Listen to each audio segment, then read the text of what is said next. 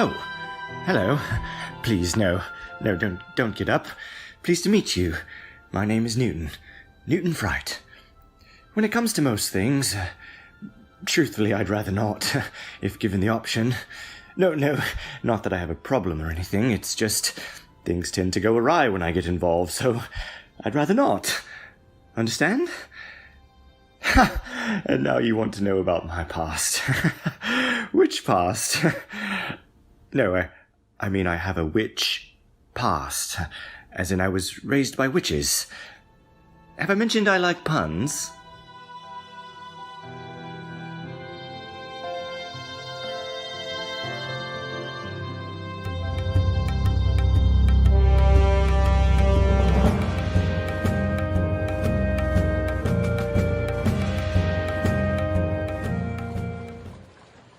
Yeah, I see you staring, and I know what you're thinking. Like I'm some savage beast. I guess there's some truth to that. I mean, I grew up like most nodes do, in a marauding pack raiding the weak to survive. And I was a handful. I mean, I caused so much trouble, the pack gave me the name Havok. And that was going to be my life. Until I found a new path with the Guardian Light. I still feel all those primal urges the way I did before, but now there are these new desires. The desire to protect. So keep staring if you want. I just may have your back one day. And maybe you'll see me in a new light. A Guardian Light.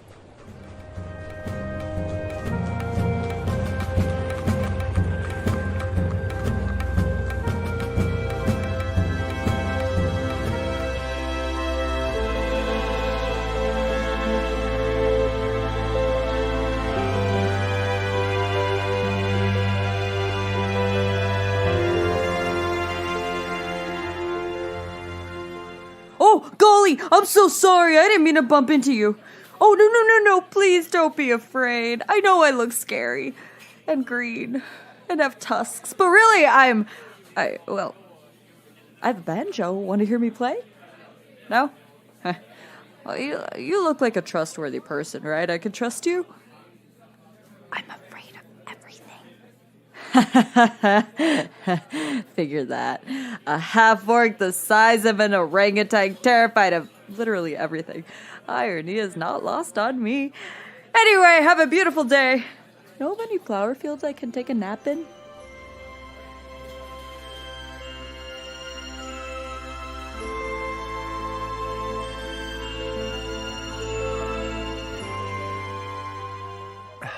Thanks for the drink, stranger. Where'd I learn how to play like that? My muses rent their abilities for the night. Their price is undivided attention and rivers of ale. Where am I from? I'm from the echoes of Yukon with the broken voice, the wandering melodies of Jack's Polaricide, the breath between Herod McQueen's finishing note and thunderous applause, the pull at your belt from a too-heavy money pouch. Mine's not tugging too hard at the moment, but please, ask me more personal, probing questions. Will I come to your party? Yes, I've heard of your carousing. Did I hear right that you woke up drunk with... Oh, it's happened before? Oh, I'm sure the priest didn't mind at all, but let me ask you this. Do you know the name Gaad? Never heard of him? Good. Well, I will come play for you and your rich friends. It would be your pleasure, I'm sure.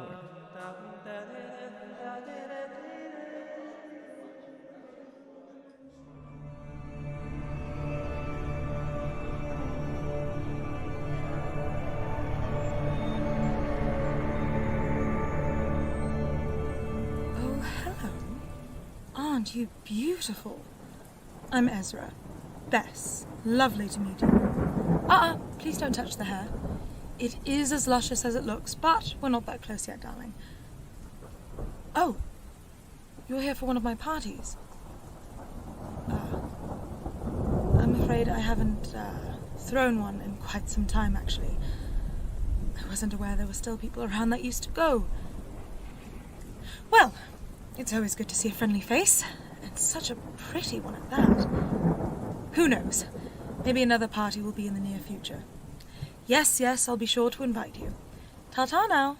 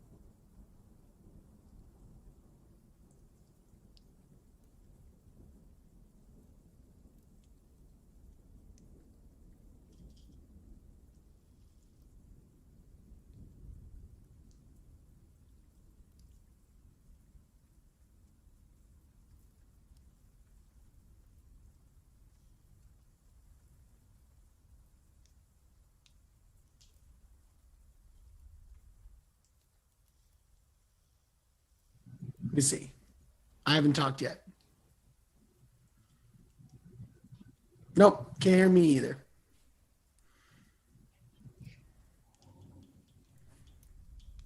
Awesome. Let's find out. We're just going to do, all right, guys, cut. Let's go for a take 2.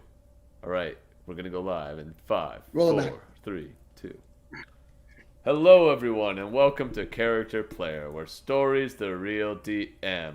We're artists by day, we're nerds by night, and I'm really tired because I've been traveling all day. So now, Ricky, tell us stuff. Okay, I still can't hear you. Okay, no, I hear you now. Okay. All right, we're good. We good. Okay, so guys, we got some stuff to tell you about. Obviously, unfortunately, no Mark Kopitzke tonight, no Aerith Gaad. Well, Aerith Gaad will be here, but the Mark Kopitzke behind the curtain will not be here tonight. His amazing talents has brought him elsewhere for this evening, so unfortunately, he will not be here, but we miss him very much, and we cannot wait to have him back very soon.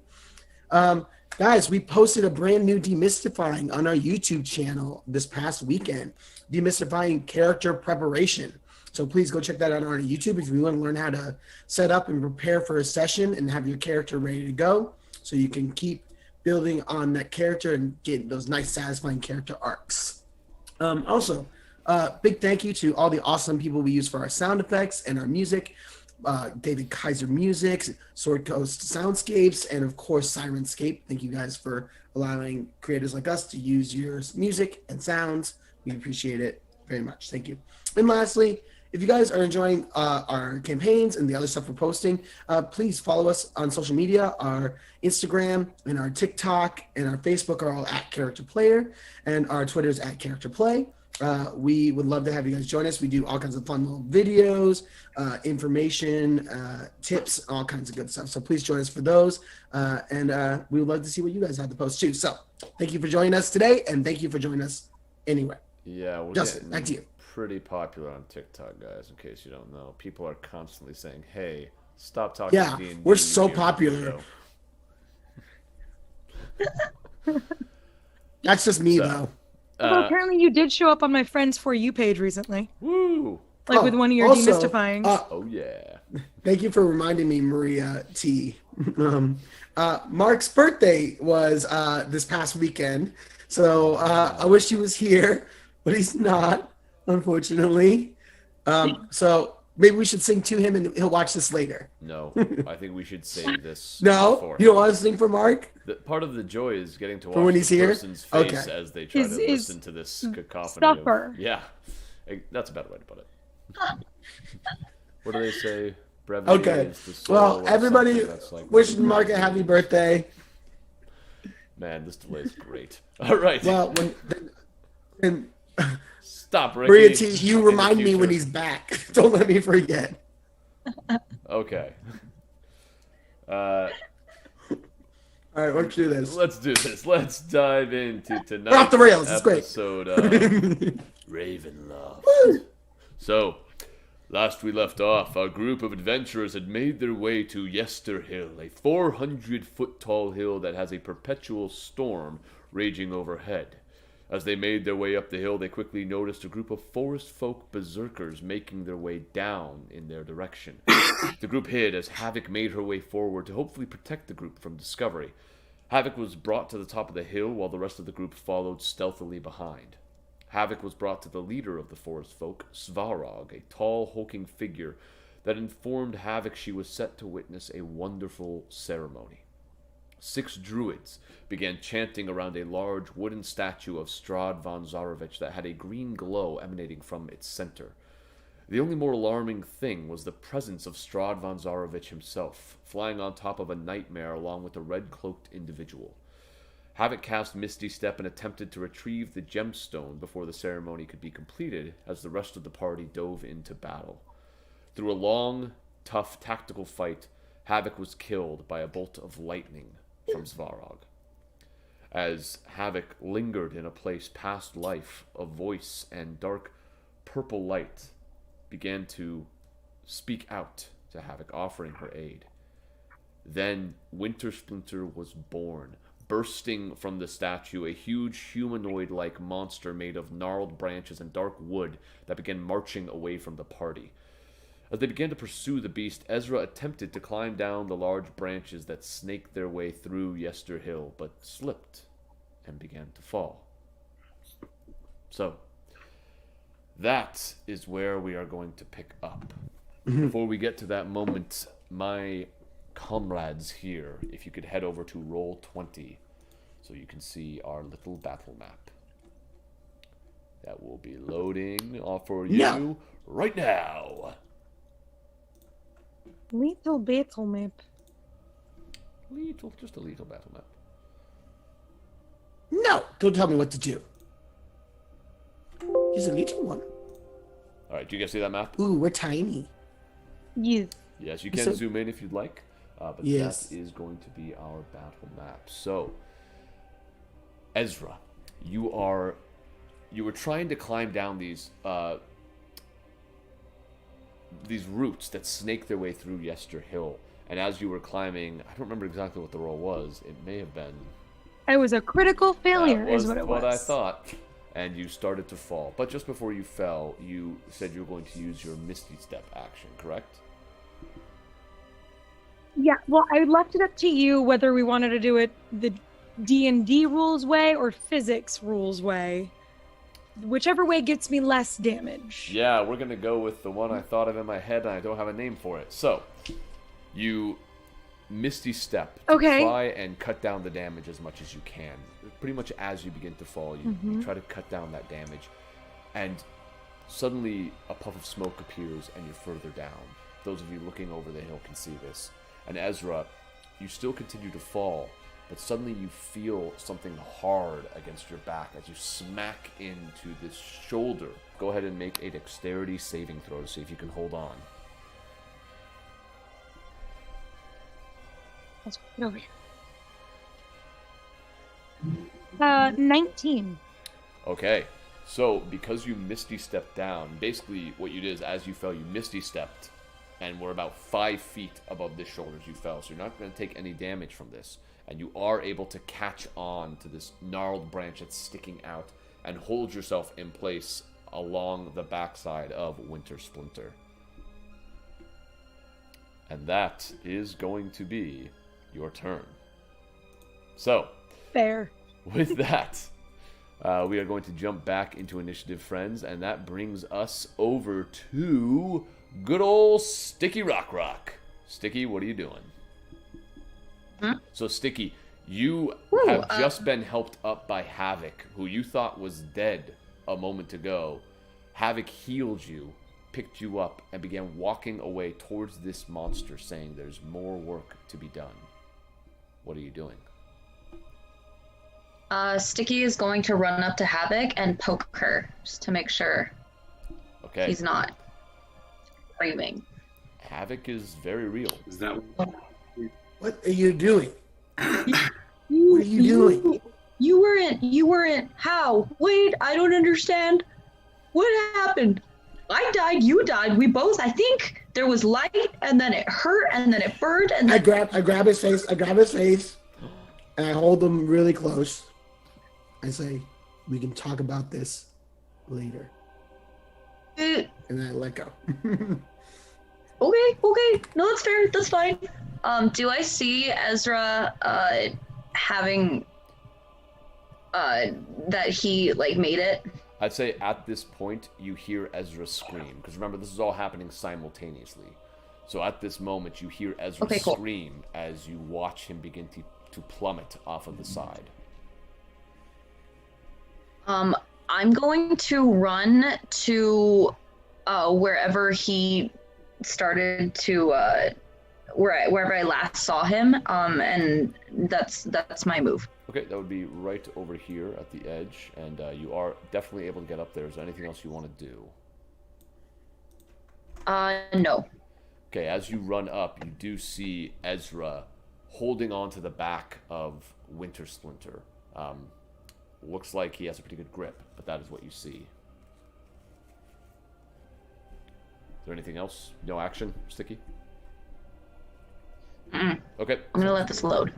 Gotcha. All right, with that, we are back up to the top over to Newton. It will then be Aerith and then Havok. So Newton. Yeah. You heard Ezra scream. What are you doing? Aerith, I almost forgot. I'm chasing this giant wooden splinter. Gotcha. So I'll use all of my action to get as close as possible. Okay. Or not, or all of my movement, not my action. Not all my. So use all my movement to get as close as possible, and then I'll blast away again. Wow. Okay, gotcha. You are able with that to get up to the edge, and looking down, you can see Winter Splinter about 100 feet down on the 3rd level. So if you're going to attack, go ahead and roll to hit.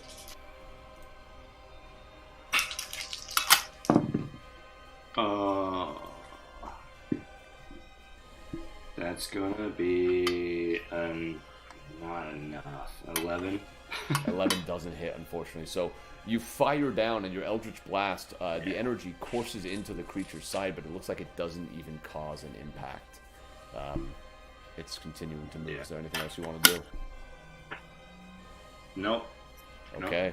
With that, we are actually over to Winter Splinter first. So, you guys did see the rest of the druids running off and away from all of you as this began to happen. But Winter Splinter is going to use its full turn, not even paying attention to any of you, just stepping down another level. Down to the 2nd terrace. And that is going to be Winter Splinter's turn. With that, we are over to Aerith and then Havok.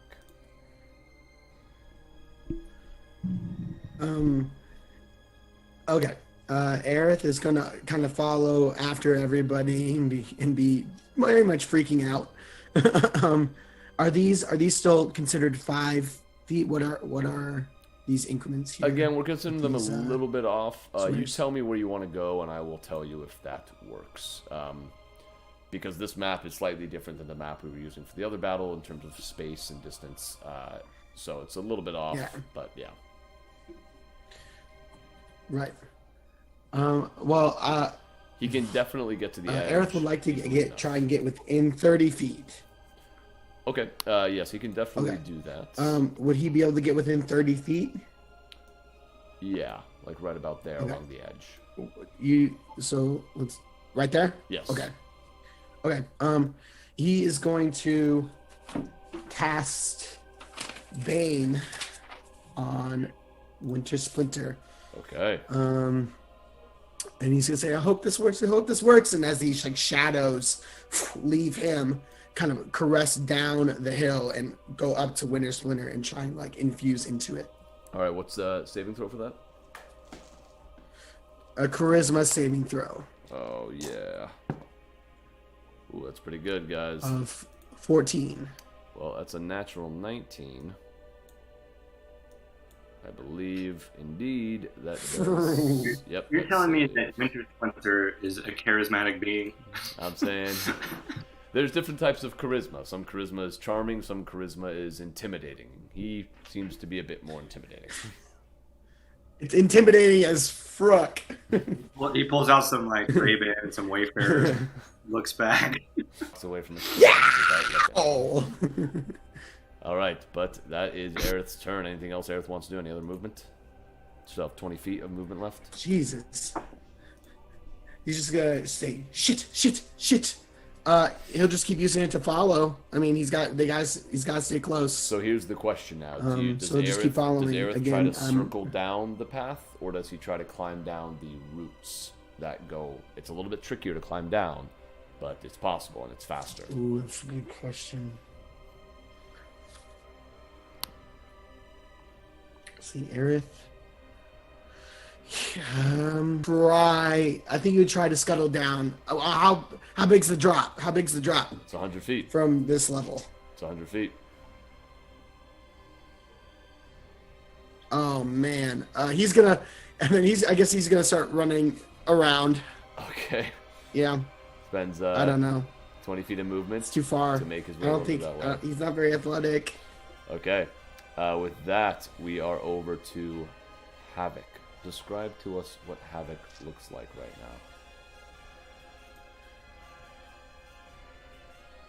now. So she's standing kind of at the crest of this hill, and she's looking out over Winter Splinter, and she's kind of got this, like her hair is kind of all standing on end and kind of like flowing a little bit, almost like almost if she was in water. She's got this kind of vague, almost like a purplish aura around her, and her eyes, which you guys have seen flash blue when she uses her magic, are now this deep purple, and they're bright, just glowing bright, and she has almost a calm sereneness to her. About how far am I away from Winter Splinter from here? So again, on our map, currently it looks a little bit different. But you are about 15 feet from the edge, and then that would be another about 30 feet to get to Winter Splinter from that. Okay, so I'm within range. Okay, Havok looks up to the sky, and is it kind of like it's raining and overcast, right? There's storms. Lightning is still crashing down. She looks. Yeah. Okay, so she looks down to Winter Splinter. She says, "I will scorch you off the face of this earth," and she's going to cast Firestorm at 7th level. Okay. So I'm gonna create.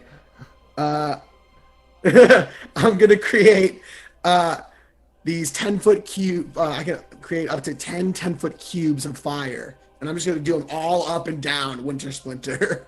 Just boom, boom, boom, boom, boom, and like all that area. But I can choose to make sure no natural plant life gets burned. So I'm gonna make that decision as well. Okay. and this purple flame just shoots out of the sky and descends in almost like a cylinder down Winter Splinter. And that's going to be 7d10 fire damage. Purple flame. Yeah, go ahead and roll it. That's not. There's no like AC hit or anything like that. It just hits. Oh no, there's a dexterity saving throw. Gotcha. Of gosh, what is it now? It is 19.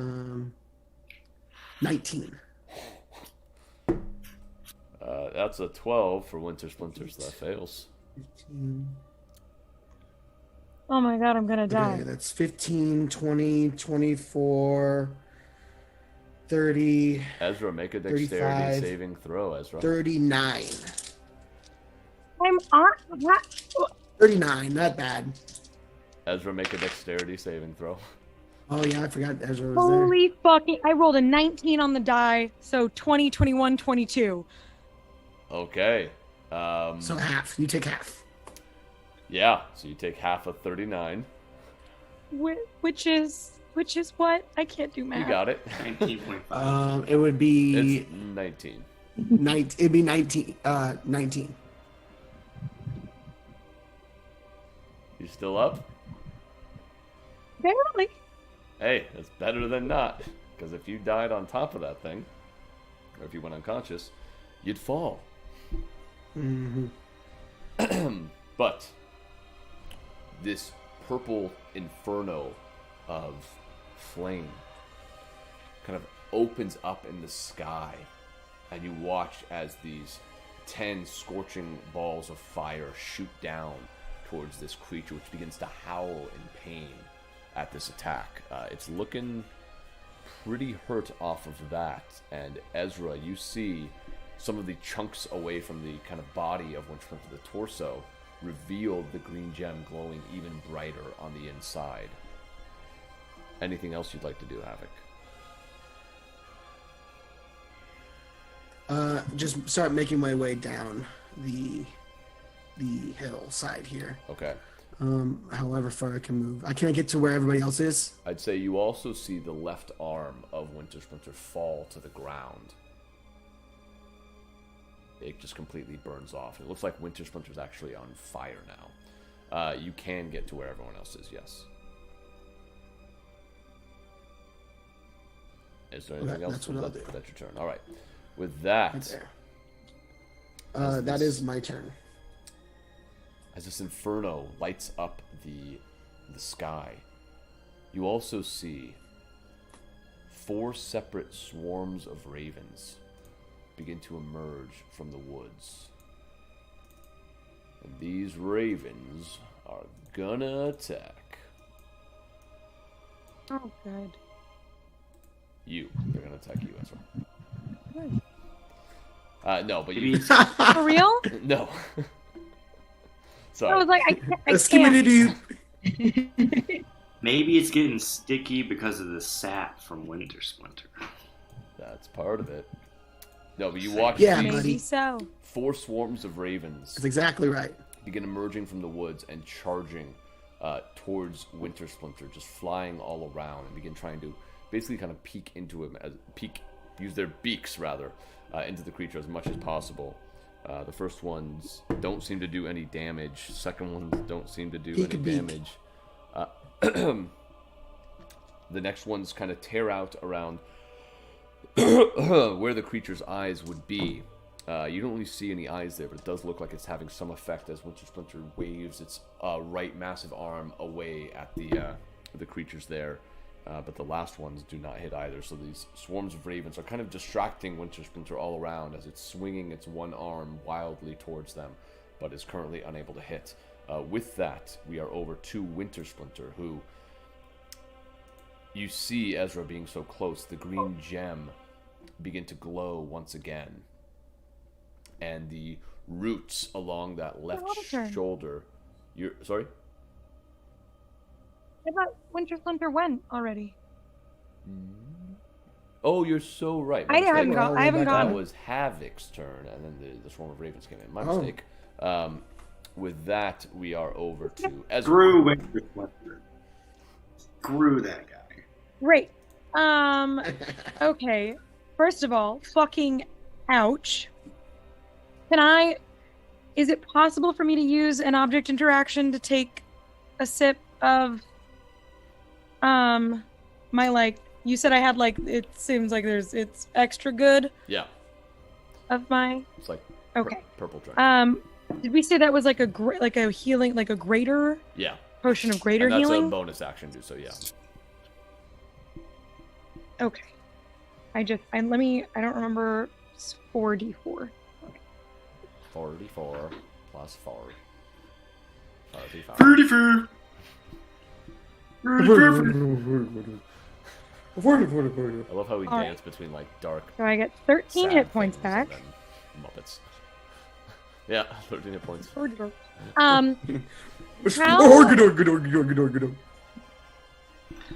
Two questions. First one, I guess it's not a question. I would like to use my movement to get to like center mass. Okay. Where the gem. Second where you see the question. glow, yes. Where the gem is. Yeah. And reminder, my climbing speed is the same as my walking speed, so there shouldn't be too much of an issue. Is it broken open enough for me to try to grab it? I'd say it's tough to see where you're currently at.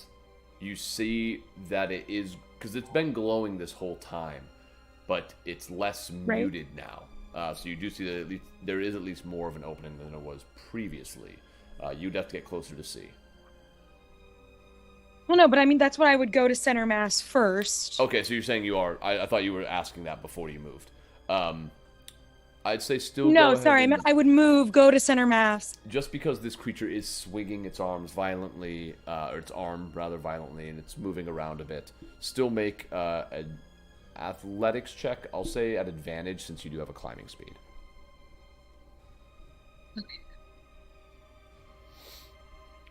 Okay, that's not terrible on its own. Okay, well, 13. Okay. You start to climb your way there, and as you reach for a branch, you see the creature is still on fire to some degree, and the branch you reach for begins to crack and break as you begin to fall, just catching yourself about 10 feet below the gem, or at least the center point of this glowing. I'd say with the rest of your movement, you're able to kind of pull yourself up to where you look inside these kind of gnarled vines and roots that are already looking like they're beginning to regrow themselves to some degree. And you can see the gem maybe about maybe like 2 arms lengths away.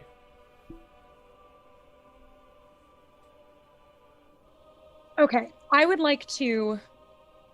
Well, I guess I don't have movement, huh? Right, I don't have any more I think movement. that would be all of the movement, yeah. Then I'm going to magic missile into the set, like kind of like making sure that hole stays open. Okay. You know? So you're like, basically you're trying to eye these vines and stuff that are starting to regrow and hit them with the magic missile. Yeah. Okay, I dig it. Roll damage. And then, so that's gonna be 4. What do these missiles look like? I need you to wait, I'm doing math. 12 force damage. Okay. Yeah, go ahead, I just see them describe as you like 3 darts that they're blue and they're almost translucent, but like they kind of have like, it's like if an arrow had like a tail at the end of it that was like a light, and so it's like blue in the center, and then it just goes. That's way cooler than what I imagined. Because when I hear magic missile, it's so lame. The sound of magic missile, it sounds like cartoon missiles going like. Well, you're wrong. Oh, have you ever Because it's seen The awesome. Magicians? No, I have not seen The Magician. They do a magic missile spell in The Magicians. So and it's anyway, the magic missile they do spell that and it, like, shoots swirls around the Anyway. gemstones and crashes into these vines that look like they're about to regrow. And you think they had the desired effect that you were going for, Ezra. Is there anything else you'd like to do? don't think I have anything else I can do. Okay, well, that was a good round. With that, I'm just gonna kind of like poise myself, like ready to like go in at the start of my. gotcha. With that, we are over to Stiki. Stiki, what would you like to do? I would like to make my way to where Ezra is. Okay, you have two possible routes for this. You can How far is either that? climb down. You can either climb down the tangled roots that snake their way through Yesterhill. That's the faster but more dangerous route. Or you can be like Aerith and try to run around all of the kind of circles of Yesterhill to get down there. But that would be to run down. Sticky right is now pretty would be- strong, yeah. and Sticky's pretty strong, and he's stupid. So Sticky's gonna go down the vines. Okay. As you start to make your way down the vines, go ahead and make an athletics check, Sticky. Oh no. Athletics? Yeah. Okay, 12. Okay, you start climbing your way down the vines. You get about halfway down on this turn. You're slipping a little bit, not able to fully make it. So you're about halfway down to the third terrace on this turn. That would be your movement. If you'd like to use your action to try to go the rest of the way, you can. You'd have to make another check. Yeah, I will. Okay. Oh, 22. Okay.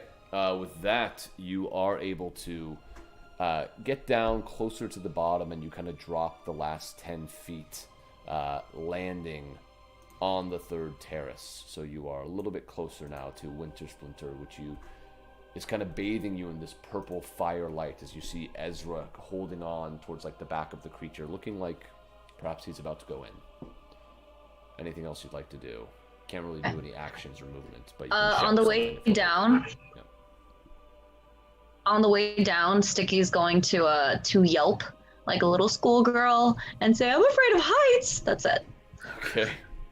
Sounds good. With that, we are back up to the top with Newton. So obviously I would have seen that these fireballs came from Havok's, because she's like right next to me, right? She's next to you, and you definitely see this purple fire, and looking over towards Havok, see a very similar purple glow emanating from her. So Newton kind of is like a bit stunned at what has just occurred. He's like, and how far is Winter Splinter At this point, from me? in terms of just length, probably about 30 feet. But Winter Splinter's also down about 200 feet now from you. So out of my blast range. Yeah.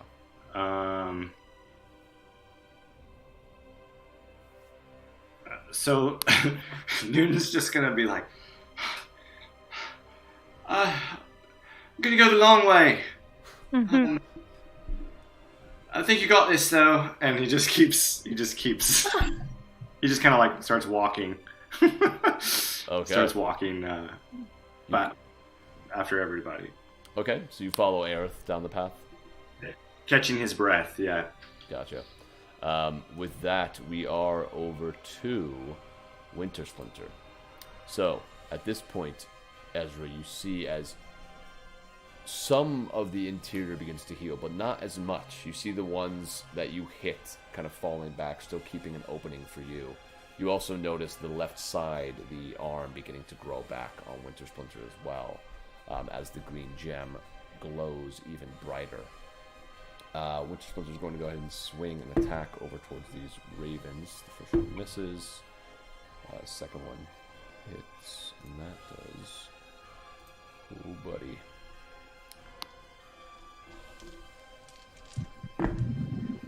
Okay, you watch as Winter Splinter brings up its right arm, the one that the shoulder at least, you were riding on, and just smacks this swarm of ravens from the sky. They all scatter and fall to the ground, dead.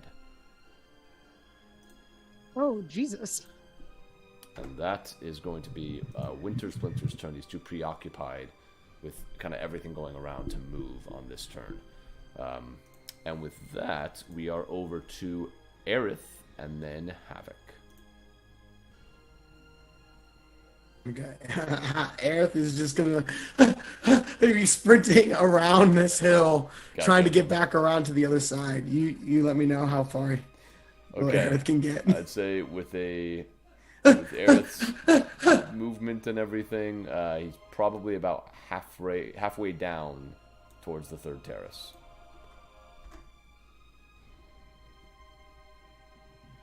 Okay. And that's all I can do. Movement, dash, and that's all. Yeah. I think that's all he's got. Because our sprint rule has to be straight line, right? Straight line, yeah. Yep. That's what he's got. All right, over to Havok. Okay, that's it. Havok sees like Newton like be like, you guys seem like you got this, and like just kind of start walking down the path. Saw Stiki go over. I'm just gonna step off the edge and let myself fall. You're gonna fall 100 feet? All the way down to the next terrace. It's 100 feet. You sure? Yep. Okay. Stiki, as you're like climbing your way down. Well, I mean, yeah. You said, what do you think? Okay. Yeah, that's what I'm doing. Give me a moment. He's like climbing down. You just As Havok falls. Havok, for shits and gigs, go ahead and make an acrobatics check. Okay. Oh dear. 17. Okay. Use your Cardic Inspiration on that. No. Forgot about Cardiac Inspiration. Haven't needed it yet, but That's 50 points of No. damage. Let this happen. 50 points of bludgeoning damage. Okay. As you fall to the ground, but Okay. somehow you see this Stiki. Havok just lands in the ground, and the ground cracks underneath her feet. As she falls to almost all fours, but then just raises her head menacingly towards Winter Splinter. What are you doing, Havok? Okay. That was movement. Okay. So where am I? Am I down by where Stiki is? Yes, you're on the third terrace now. Okay. Okay. Oh dear God. Okay. I am going to look and look at Winter Splinter and close my eyes and tap into this new power. And I'm going to ask it, and I'm going to say, protect this land. Don't let it leave. And I'm going to, I am going to cast Divine Intervention. And at 20th level, your intervention succeeds automatically. No roll required. Okay. So, what are you asking exactly? Don't let it take another step, is what I say. Gotcha. As you say that, these dark purple, almost like vines begin to sprout out of the ground and circle slowly around Winter Splinter's legs. That's what you see. Anything else you'd like to do, Havok? I guess with a bonus action, am I close enough to Ezra to heal him? Can I even see Ezra? I'd say you could probably see Ezra think I'm on it. about 50 feet away from the trajectory down to the next tier, and then distance-wise. Maybe less, actually, probably like 30 feet. Okay, then I will use my bonus action to cast Healing Word at 5th level. And and give him 5d4 points of healing. Well, that's 3 ones. So Great. 3 ones, 3 and a 4. So that's 10 points of healing for you, Ezra.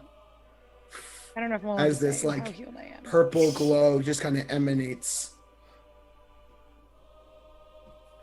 Gotcha. And that is my turn. And with that, Suffice to say, Ezra looks fresh as a newborn.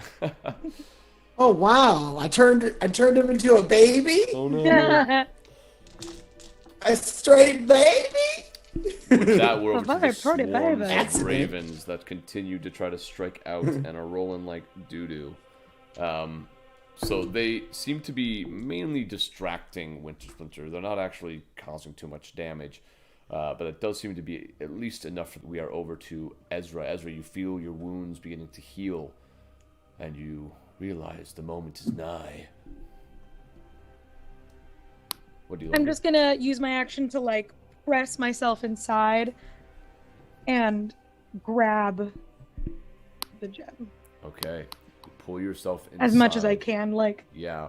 Are you still? So you're gonna still hold on just one hand, try to grab it? yeah, if I can get like my upper torso in to kind of extend my reach, Absolutely.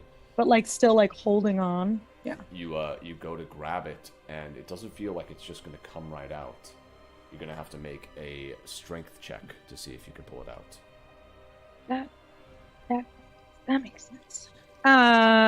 Just strength. Just strength or athletics, whichever one's better for you. Okay. I was like, okay, if I need to use Cardic Inspiration, I will. But 19. 19. You struggle against this for the moment. You're pulling on this gem, and it seems like some of the vines are twisted up in it, using its energy. You feel one begin to crack, another one begin to crack as you begin to pull harder, feeling it beginning to come loose. Suddenly a vine reaches down and grasps at your wrist, trying to pull you back, but you're not letting go, keeping your grip tight around the gemstone, pulling, and crack. It comes free. And you're now holding it in your hands. I would like to stuff it in my inner breast pocket, Okay. and then use as much movement as I can to start getting the fuck down off this bitch. Okay. As you begin to climb down, let's say it probably took just 5 feet to get in, so 25 feet back down. You're kind of down by the... 30. I actually have my movement 35? is 35 feet, so I Sweet. have 30 So you have more 30 feet. more feet. So you get kind of just below the right buttocks of this this creature. Great. How many feet am I to the ground? Probably another 25.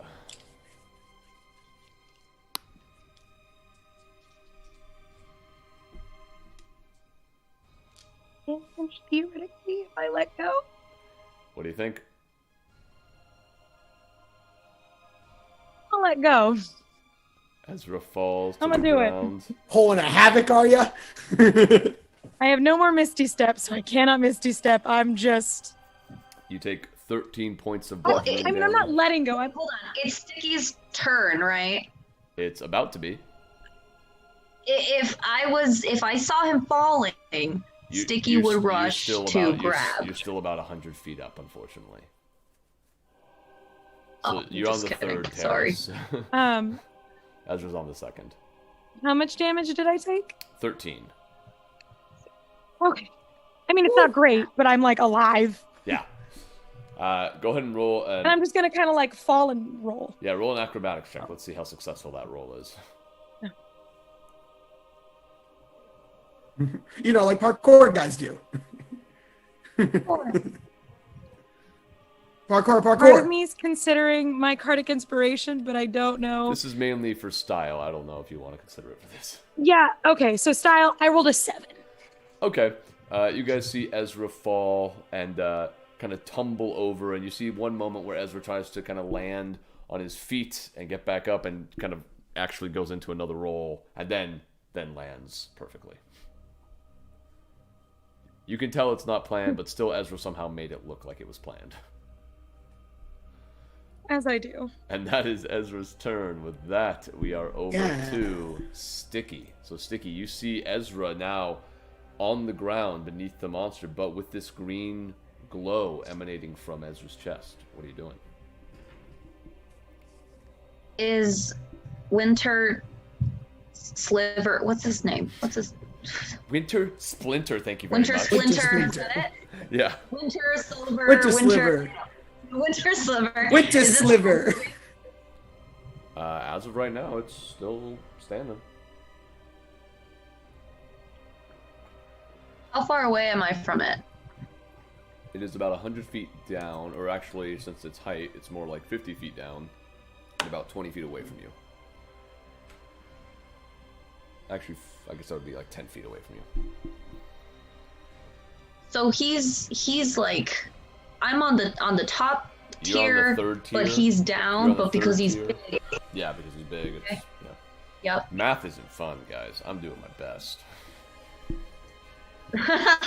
So You're doing if great, I were bud. to, You're doing great, take a buddy. run- Making it up. if Stiki were to just start running and jump and try and land on this thing, wait, is he on fire? There are parts that are on fire, but also open parts. Like you saw Ezra was climbing on some that weren't on fire. Okay, Stiki is going to take a running. He's just going to start booking it, and he's going to jump and try and land on the thing and grab it. Okay. Oh boy. Okay. Oh. give me one moment to look this up. We all turned a little suicidal this episode, apparently. Yeah, I guess you guys are like, just screw it. Just screw Well, it. you can't just have a big thing walking down a hill.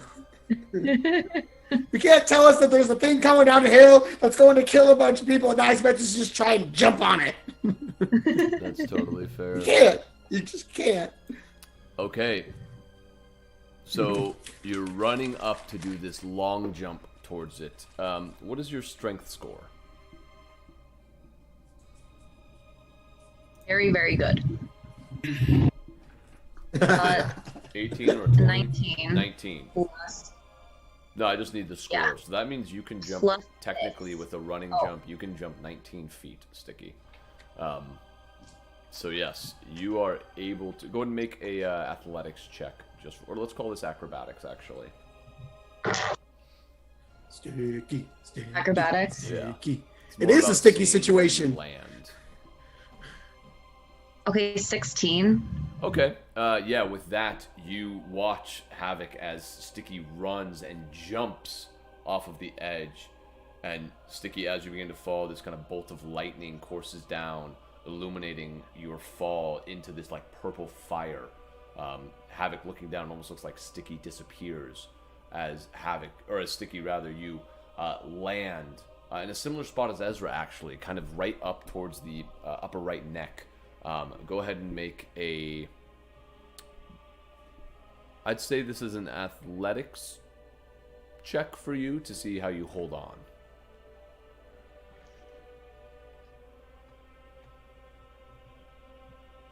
Ooh! 25. Okay. Yeah, you easily latch onto this large branch right at the top of Winter Splinter, holding on right there. Is there anything else you'd like to do?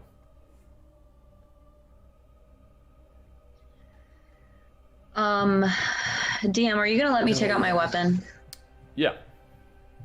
Or is that a... Okay, cool. Stiki? What? Boy. Stiki takes out his greatsword and holds it above him and is going to jam it into the neck. Gotcha. Go ahead and roll an attack.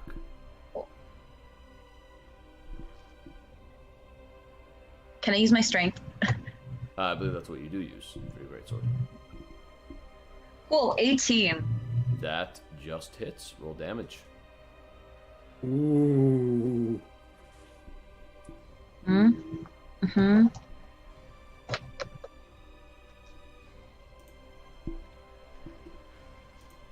shit.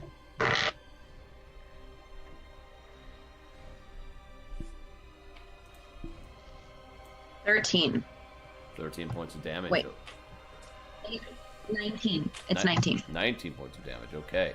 As you stab into this creature's head and just kind of swing the blade around within the interior, more branches begin to fly off, and Winter Splinter is looking very hurt at this point, but still standing. That is going to be your turn, Stiki. There's nothing more you can do. With that, we are over to Newton. Newton, are you continuing to run around the terraced hill?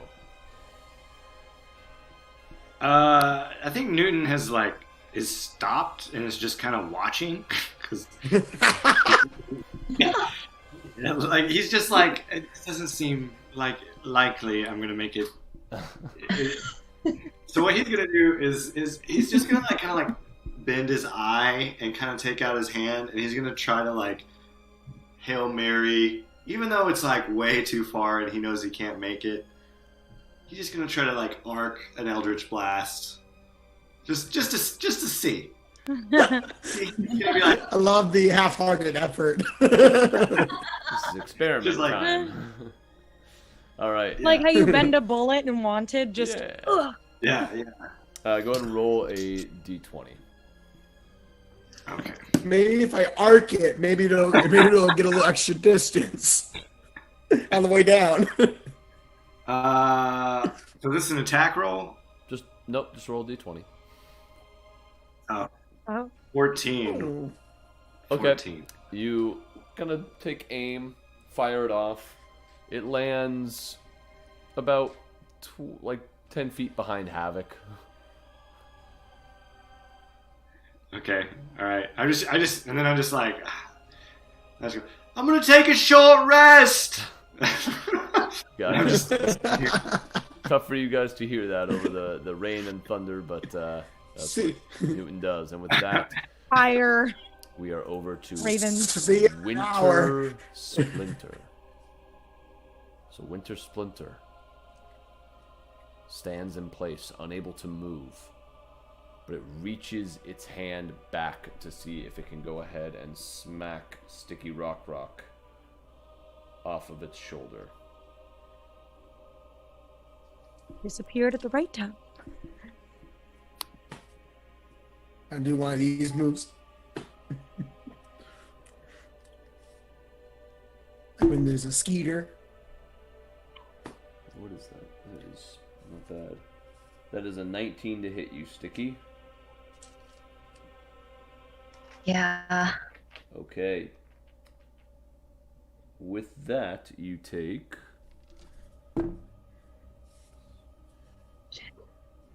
8 points of bludgeoning damage. I'm sorry, 9 points. I'm sorry. Did you say 80? No, I'm sorry. Oh. 90. Okay, 80 points. 9 points. Wow. Oh, 80 points. That would be insane. 90 points. Sorry, 90 points. 9 points total of bludgeoning damage for you, Stiki. Okay. And he sends another vine that comes up to try and grasp at you. That is even better. That is more 2 hits. That is 20. And with that, Stiki, you are currently grappled. And you also take another 5 points of bludgeoning damage. So as you are up... Okay, the first one was 8, and then it was 20, and then it was 5. No, the first one was 9. Then the second hit was a 20 on the roll, so not 20 damage. So as a grand total, you took 14 points of damage. I was like, he killed me. Okay, I'm about to die.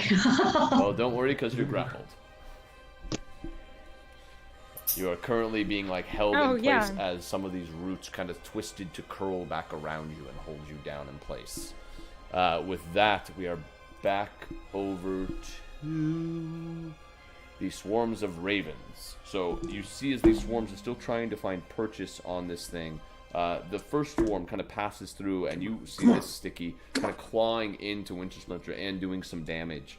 Not an amazing amount, but some damage nonetheless.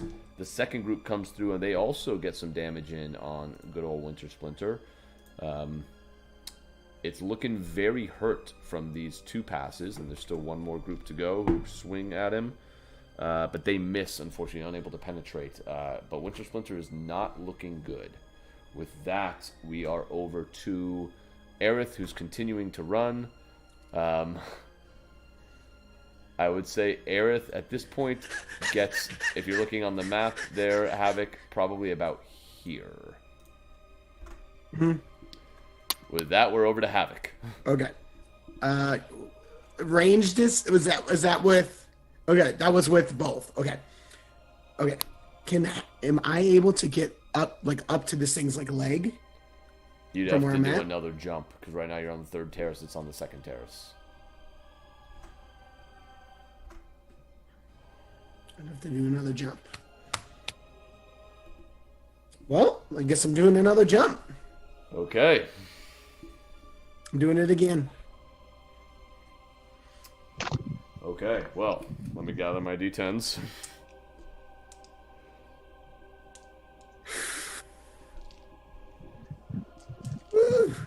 D10s? Oh, I'm sorry, d6s. What did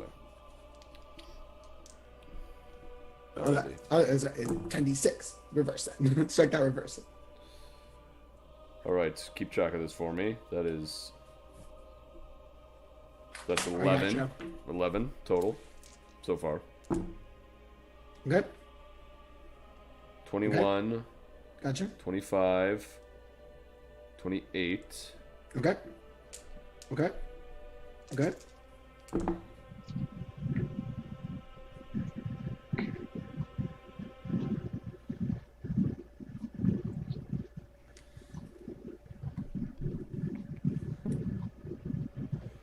35. 35 points of bludgeoning damage as you fall. 35 total? Yes. Okay. You made it sound like it was like 25. Okay. 25. I was like, how many D6 is this motherfucker getting? No, just 35 total. 35. Okay. So now I'm at this thing's feet. Make another acrobatics check just for flavor. I'm at this thing's feet? Yeah. Oh, God. But make your acrobatics check. 14. Not as 14? smooth as your last landing, but you again just land down on the ground, looking up at this thing. Ezra, you see suddenly Havok just fall down near you.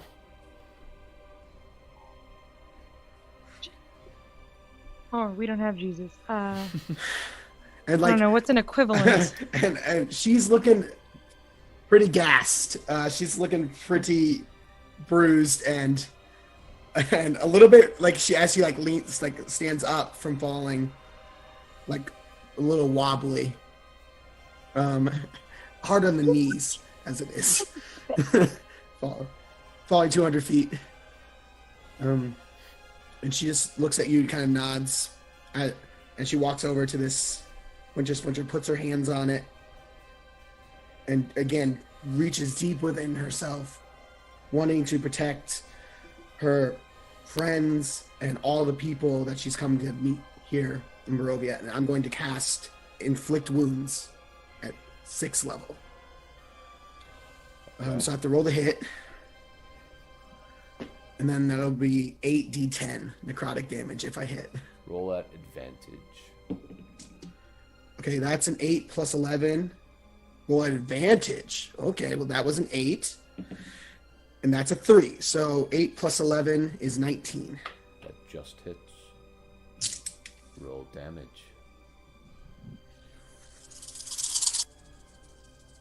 Eight d10. Come on, this has to do it. This is the most damage I can possibly do. Okay, that's a 10. That's a 10. It's 20, 28. 37. How do you want to do this, Havok? 55. Okay. So just reaching into myself, and you see, Ezra, you see the veins just bulging out of her neck and her arms and her kind of her back, and you see them pulse this bright glowing purple as she kind of reaches her arms back and grabs this thing's leg, and all that energy just swiftly surges out of her and pulses into this thing, and it kind of shoots up it, comes back down, and then explodes outward. And Havok, you don't even notice Ezra would. that you are roaring this entire time at the top of your lungs.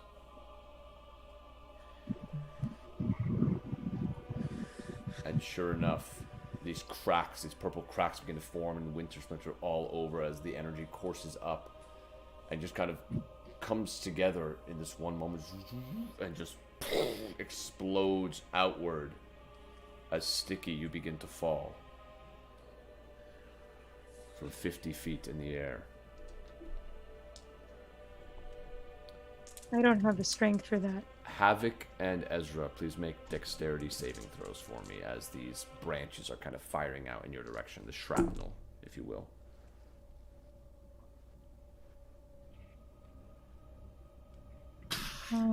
13. Oh, that's a natural 20. Okay. Oh my. 13. So you are going to take this damage. Take 9 points of bludgeoning damage, Ezra, as you try to dodge out of the way, but you get hit by some of this. Stiki, you take 16 points of bludgeoning damage as you fall to the ground and land with a sickening crack on the ground in front of Havok. Oh, jeez. Okay. You still up? Stiki's at 0 hit points. So Stiki, Havok, as you're still just shouting in rage, as this almost like rain of bark and little splinters and tree bits are falling down around you, suddenly something much larger drops into your view as Stiki lands on the ground, broken in front of you. That's awful. We are now out of initiative, everyone. I knew they'd have it. I knew they'd have it. I would obviously very much like to go over to Stiki. I'm rolling Stiki's first And- saving throws, so go ahead. Okay. And I will cast Mass Cure Wounds at level 5.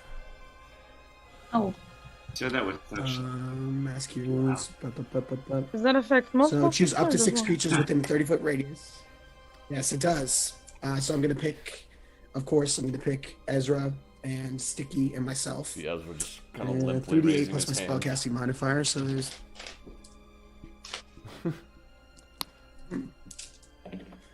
that's going to be 10, 12 plus my spellcasting. Back up to full health. As just one more pulse of purple heals us. And Stiki, you blink your eyes open and see Havok standing over you, looking down. And as you make eye contact with Havok, you see this purple light dancing in her eyes. And suddenly that light begins to fade. And Havok collapses on top of you. And we're going to take a break. We did it. And now we're going to take a break. So we will be back in a little bit to see what is going to happen with this group. I need a break. We will be back in a little bit, folks. See ya. Hello, do you love creepy ghoulies and fun monsters, but don't think there are nearly enough of them in Dungeons & Dragons? Well then do I have the show for you. Because me, Dr. Ricardo Blayde Diaz, is going to be Frankensteining brand new monsters just for you in my brand new show, Monsters Lab. Monsters Lab. Monsters Lab. Monsters Lab. Coming soon to Character Play.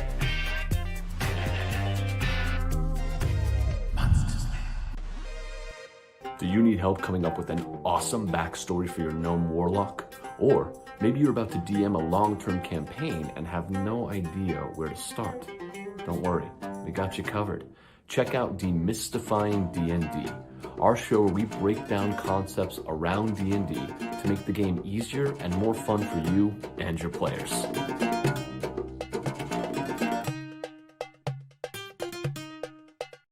This is Inside Check Live, the live show where we get to know the players behind the game. I'm your host, Ricardo Blayde Diaz, aka Mr. 305. Go behind the scenes. Wow, it sounds so official when you say that. I love that. Wow, this is so much fun. Meet the players. SwordCoastSoundscapes. It is okay. Yeah. It is okay to feel your Get to feelings. know the Me artists. too. I want to do a queer bent Cyrano de Bergerac. Interact with the cast. Mold yourself as you're moving through time. Get the play-by-play from last night's game. Streaming live on Instagram every Tuesday. We here. 1 hour, one shot. That's right, we just have 1 hour to complete a one shot. Now I know this is not technically an hour, this is a minute, but I thought maybe the parallel would work on that front. Do you understand it? It doesn't. Okay, so basically, in 1 hour, we are going to come up with a one-shot outline that you can use for any one of your D&D games or even a full campaign. Makes sense now? Okay, wait, so is the one shot a 1 hour campaign, or is it? No. We're going to come up with the outline for a one-shot that you can use. And then the best thing is, in the month leading up to the next episode, we will write out that one-shot that you can then find on DM's Guild. Huh? You understand it now? Okay, but that's 1 minute. You say you're doing this in 1 hour? Yeah, it's going to be a 1 hour, one shot. That's why it's called that. So you're going to do it completely in 1 hour? Yes, we're going to come up with the outline in 1 hour. You're going to do it in 1 hour? Yeah, 1 hour. Okay. As opposed to 1 minute. As opposed to 1 minute. Not 1 minute. Oh, I don't really my. understand.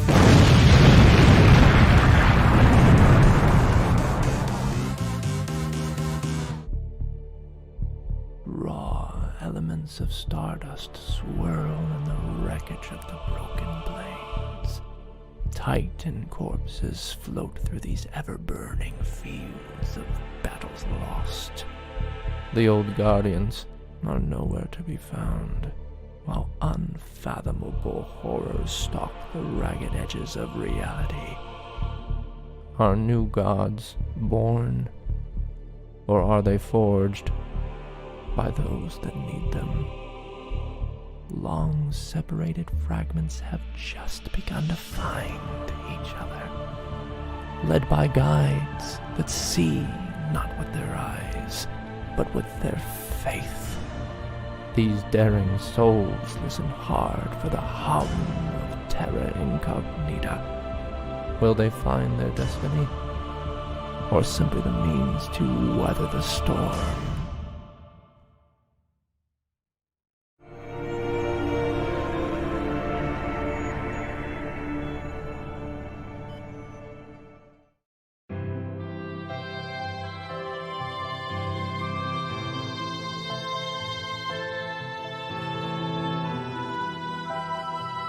Oh, hello. Please, no, don't get up. Pleased to meet you. My name is Newton Fright. When it comes to most things, truthfully, I'd rather not, if given the option.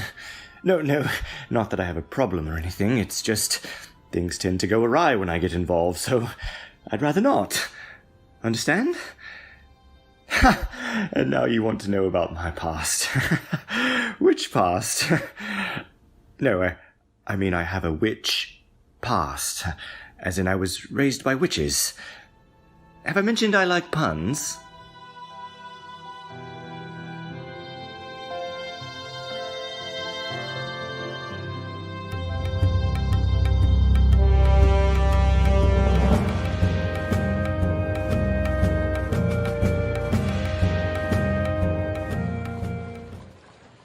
Yeah, I see you staring, and I know what you're thinking. Like I'm some savage beast. I guess there's some truth to that. I mean, I grew up like most Gnols do, in a marauding pack raiding the weak to survive. And I was a handful. I mean, I caused so much trouble, the pack gave me the name Havok. And that was going to be my life. Until I found a new path with the Guardian Light. I still feel all those primal urges the way I did before, but now there are these new desires. The desire to protect. So keep staring if you want. I just may have your back one day. And maybe you'll see me in a new light. A guardian light.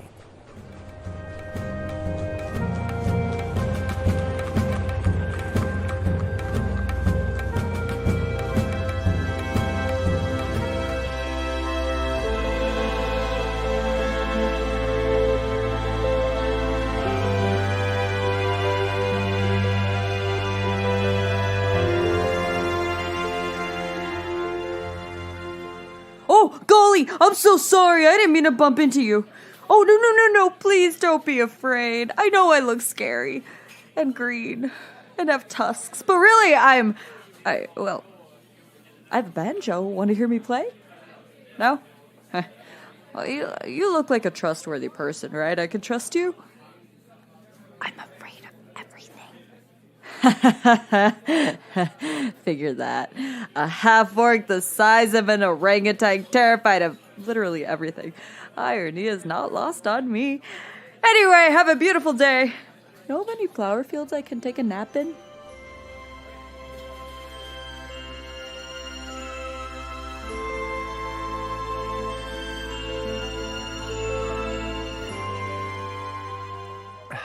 Thanks for the drink, stranger. Where'd I learn how to play like that? My muses rent their abilities for the night. Their price is undivided attention and rivers of ale. Where am I from? I'm from the echoes of Yukon with the broken voice, the wandering melodies of Jack's Polaricide, the breath between Herod McQueen's finishing note and thunderous applause. The pull at your belt from a too heavy money pouch. Mine's not tugging too hard at the moment, but please, ask me more personal, probing questions. Will I come to your party? Yes, I've heard of your carousing. Did I hear right that you woke up drunk with... Oh, it's happened before? Oh, I'm sure the priest didn't mind at all, but let me ask you this. Do you know the name Gaad? Never heard of him? Good. Well, I will come play for you and your rich friends. It would be your pleasure, I'm sure.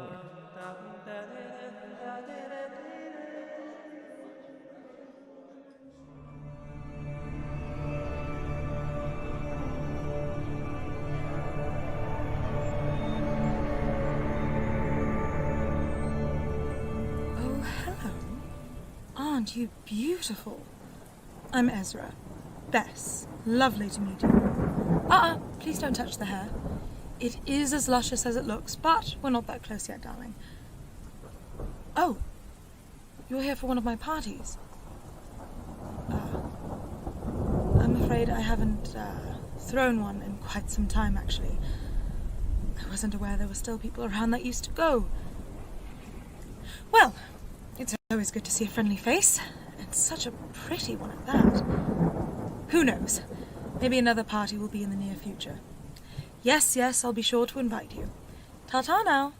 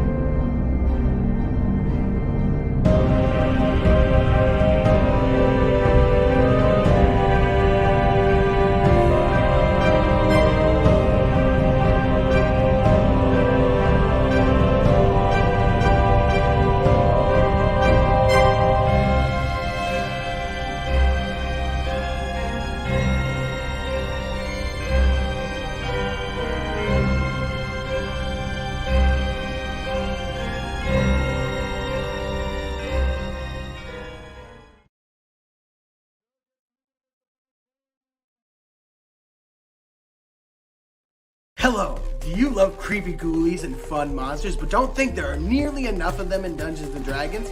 Well then do I have the show for you. Because me, Dr. Ricardo Blayde Diaz, is going to be Frankensteining brand new monsters just for you in my brand new show, Monsters Lab. Monsters Lab. Monsters Lab. Monsters Lab. Coming soon to Character Play.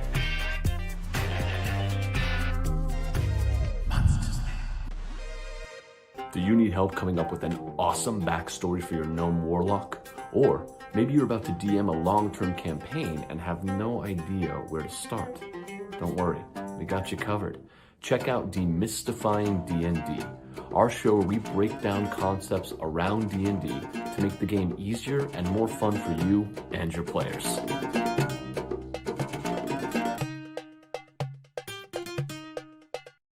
This is Inside Check Live, the live show where we get to know the players behind the game. I'm your host, Ricardo Blayde Diaz, aka Mr. 305. Go behind the scenes. Wow, it sounds so official when you say that. I love that. Wow, this is so much fun. Meet the players. SwordCoastSoundscapes. It is okay. Yeah. It is okay to feel your Get to feelings. know the Me artists. too. I want to do a queer bent Cyrano de Bergerac. Interact with the cast. Roll yourself as you're moving through time. Get the play-by-play from last night's game. Streaming live on Instagram every Tuesday. We here. 1 hour, one shot. That's right, we just have 1 hour to complete a one shot. Now I know this is not technically an hour, this is a minute, but I thought maybe the parallel would work on that front. Do you understand it? It doesn't. Okay, so basically, in 1 hour, we are going to come up with a one-shot outline that you can use for any one of your D&D games or even a full campaign. Makes sense now? Okay, wait, so is the one shot a 1 hour campaign, or is it? No. We're going to come up with the outline for a one-shot that you can use. And then the best thing is, in the month leading up to the next episode, we will write out that one-shot that you can then find on DM's Guild. Huh? You understand it now? Okay, but that's 1 minute. You say you're doing this in 1 hour? Yeah, it's going to be a 1 hour, one shot. That's why it's called that. So you're going to do it completely in 1 hour? Yes, we're going to come up with the outline in 1 hour. You're going to do it in 1 hour? Yeah, 1 hour. Okay. As opposed to 1 minute. As opposed to 1 minute. Not 1 minute. Oh, I don't really understand.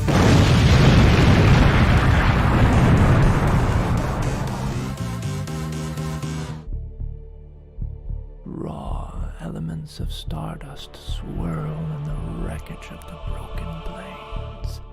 Titan corpses float through these ever-burning fields of battles lost. The old guardians are nowhere to be found, while unfathomable horrors stalk the ragged edges of reality. Are new gods born, or are they forged by those that need them?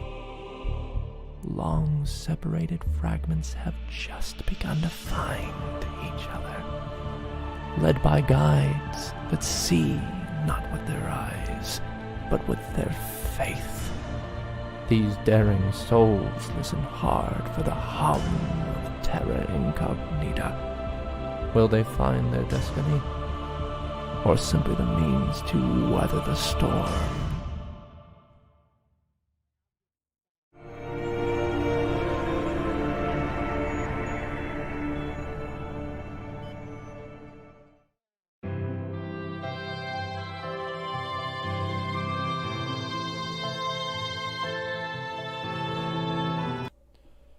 Welcome back. So, we just left off with Havok collapsing onto the recently resuscitated form of Stiki. But before we can deal with that, we are all level 5 now. So everyone, let's roll those hit dice. And we'll save Aerith's buddy. time. Gucci. Okay. So let's start. I'm gonna go. We're gonna start in order. Okay, start with you, Havok. Okay, just so everyone knows, I am going to take a level of druid here. After this interaction with these druids, I have left an imprint on my soul. So I'm going to roll a d8. I got a 3 plus 1. So I'll take 4 additional hit points. Okay. Havok, you have your first level of Druid. All right. Ezra, why don't we go to you next? Mm-hmm. I'm just leveling up, and I rolled a 3. Okay. Do you want to take that, or That's what I rolled. you could take the... It's a 1d6, so... Oh, yeah, not much. That's about the safest thing. All right. Then we are over to Newton. I rolled a 6. Nice. You gonna take that?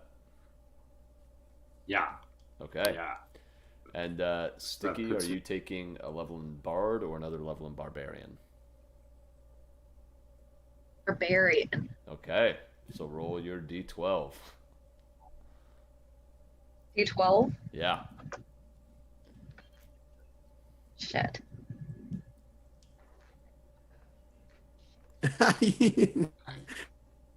Shit. 9. 9? Okay. 9. 9 more hit points for you. And we will deal with Aerith's when he is back. But, congratulations, you are all level 5. And so picking up in that moment, Stiki, you're laying on the ground, just conscious yourself, feeling Havok on top of you, having collapsed over you. What are you doing? Stiki's gonna go, hello? Havok! Help! Is she heavy? A little bit heavy. Are you heavy? Yeah, she's pretty heavy. I mean, not for you. Not for you. Somebody Not for you, though. Oh, hello? Like 230. I'm gonna try and roll her Not off. heavy for you. Okay. I'm gonna roll her off. Can I cast Cure Wounds? Yeah. Cast Cure Wounds.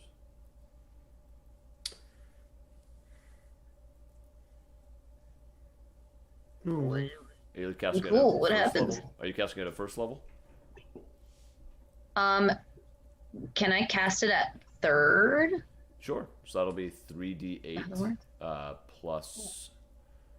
Could be wrong here, but plus your modifier?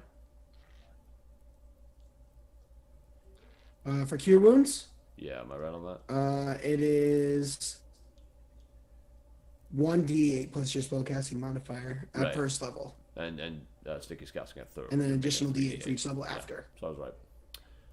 Nailed it. Good job, Yep, DM. 3d8 plus. Yep. 9. I'm so proud of you, buddy. You say 9? 9? Yeah. Oh, here's a question, DM. Your damage... Here's a question. What would my HP be at? You were just at 0. But now you've been healed by Stiki's spell. Did you say 3d8 or 1d8? If you're casting at a 3rd level, then you're going to roll 3d8. So you healed 9 on that first one, so roll 2 more d8s. 10. Plus the 9. 19. Okay, so 19 total Havok as you... Okay. And I'm sorry, you weren't at 0, you were at 1, so that would be 20 total for you. As you feel kind of life back into you. But Havok, you are at 2 levels of exhaustion. Okay. Got it.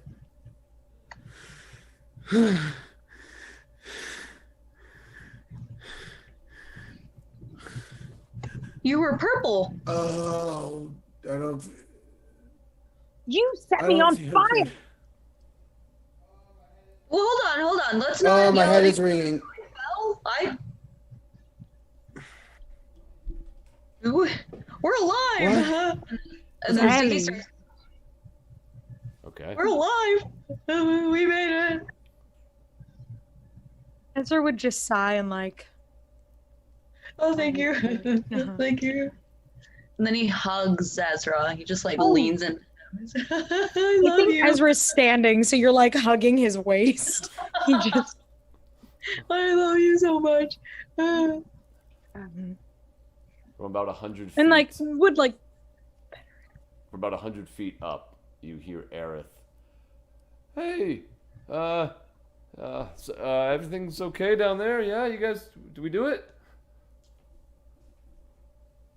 We did, yes, thank you. Hey, I was You were a big help. The moral support was just, it was thank you. I felt it. trying to run around.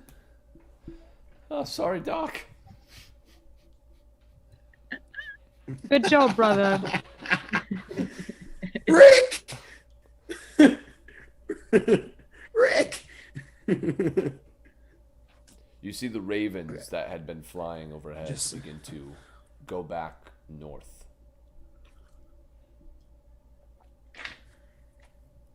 Well, on the one hand, I think we should follow them, but on the other, and then he's gonna pull out the gem. We have something to return. We did it. We did it. Barely, but we did.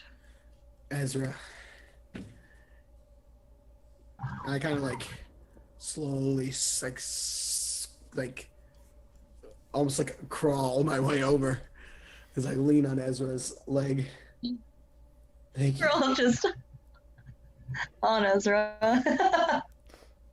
I think he'd like just go down to his like knees so he could hold both of them.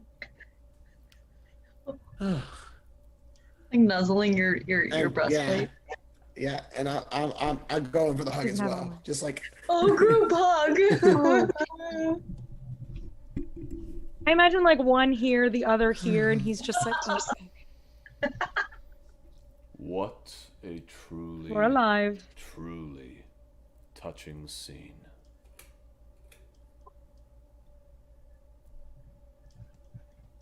Where is he? Where's the bitch? And as you all turn to look, you see Strahd von Zarovich walking down the hill towards you. So wait, where is he in relative to where I'm at? About 100 feet down. He looks up and nods in your direction. And over to Aerith. And then back to you three. I think Ezra would like lift a hand to ready a spell, and he'd be like, "Don't come any closer." If I wanted to come any closer, I'd be there. And there's nothing you could do to stop me. But I'm not here to hurt you. I'm not your enemy. I merely came to watch what these druids, these forest folk, had planned. And I must say, watching you all rise to the challenge, well, far more entertaining.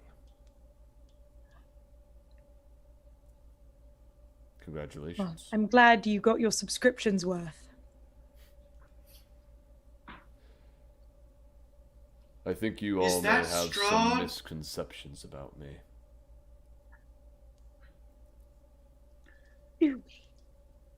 Is that the devil? Yes, Newton, shut up. Hey, sorry. Bring him down for me. And at that, Newton, you see this large black horse with a mane of fire appear right next to you. You see a red-cloaked individual sitting on the back of it, who looks in your direction. Get on. Hi. You as well? Sure, yeah. She nods over to Aerith, who, boy, doesn't feel like we have much of a choice here. Aerith sure. gets on.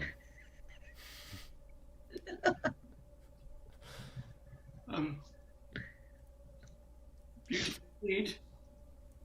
The horse, as you all pile on, takes off into the air and goes down towards the ground, towards the group, landing in between Strahd and your allies.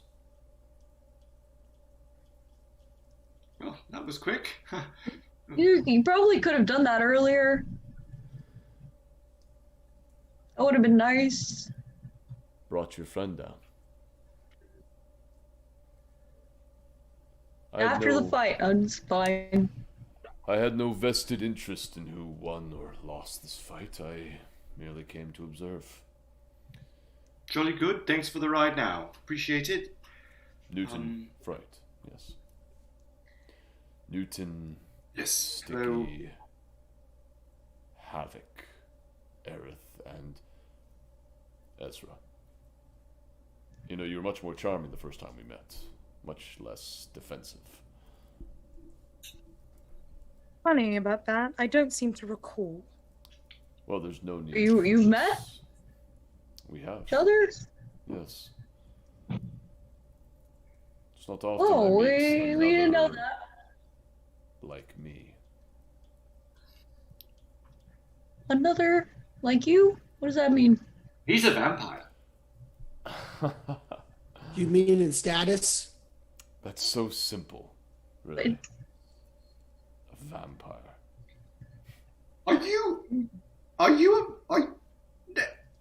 You were a vampire. They're. What's most important here What today? do you want? I simply wanted to congratulate you all.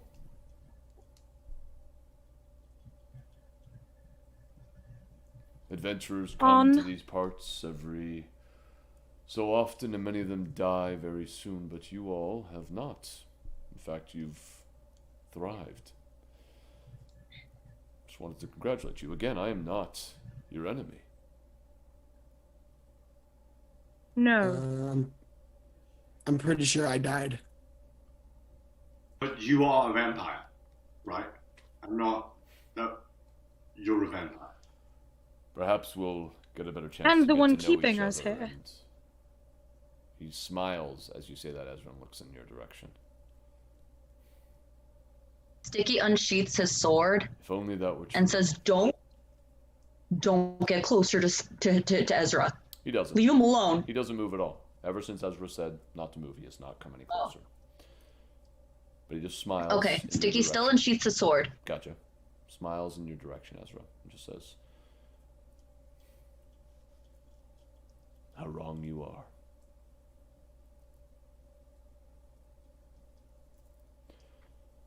Where is my sister? I will be on the third terrace for a while. If you'd like to continue this conversation, we can do so there. For now, Why? congratulations.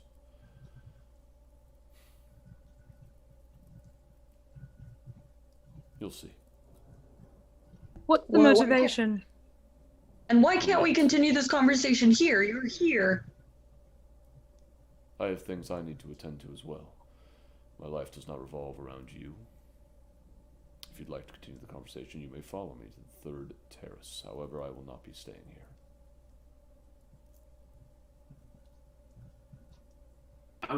Wasn't I just...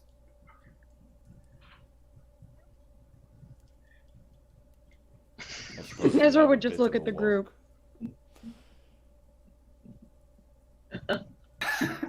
Should you not want to accompany me? Well, I'd very much like to see you all again. Perhaps something can be arranged. How funny, the feeling isn't mutual. Why am I your enemy? Last I checked, we can't leave because of you. And you know you know that it's because of me. How? Seems what everyone's implying other than Vistani. Vistani cut a deal with you, ergo get to leave. Implying everyone else must stay. The Vistani are not they're not always correct in their assumptions. I'll tell you what. You may join me if you'd like. And if not, you'll hear from me in a few days or so. Perhaps we can discuss... Do you know where my sister is?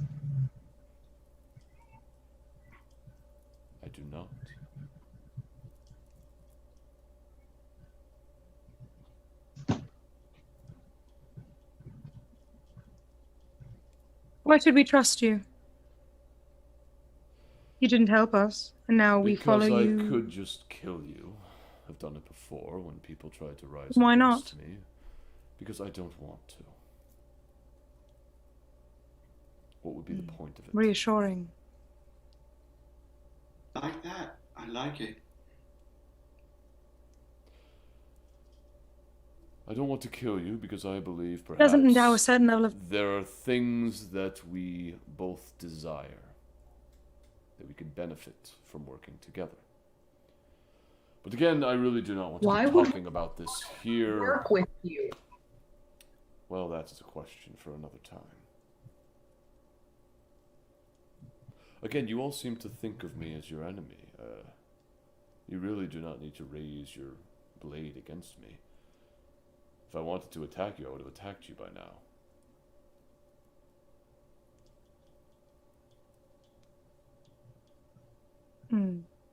But if it makes you feel safer, keep your blade out.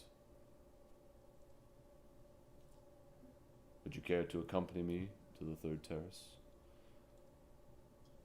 I think Ezra would just look at the group. Follow their desire.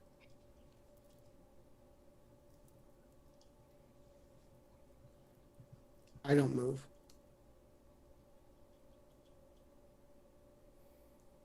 I was told that you would know where my sister went. Why don't you know where she is? I believe the people in this land have they have a lot of fear. Fear can make you believe wild things.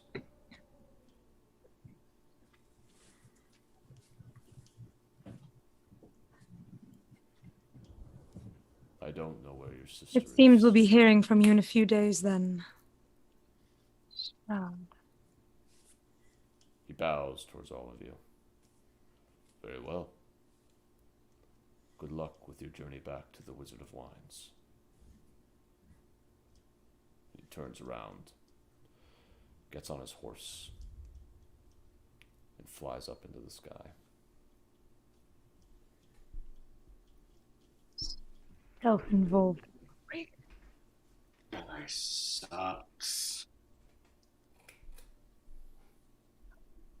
Stiki looks at Ezra and says, "How are you both the same?" I really don't want to get into it, Stiki, but as far as I know, I don't remember meeting him. So you're a vampire? That's what I'm asking. You also suck. So you also suck. What? Wait, he just meant like the same in status or like upbringing.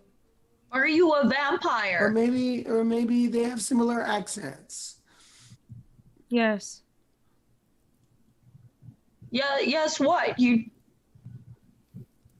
Yes, I am a vampire. Knew it. I knew it. I had an inkling and I knew it. What's up, Newton? Why didn't you tell us? What? We're friends. Are we? Aerith backs I thought away we were. from Ezra. That's why I didn't tell you. Your Why? reaction in the church is why I didn't tell you. Where we are and who the devil is in this land is why I didn't tell you. Hold on. I don't see how this changes anything. Wait. I don't see how this changes anything. Hold on. She hasn't been any of us. And I, for one... He hasn't. No, he hasn't. No, he hasn't. He has not. I'm sorry.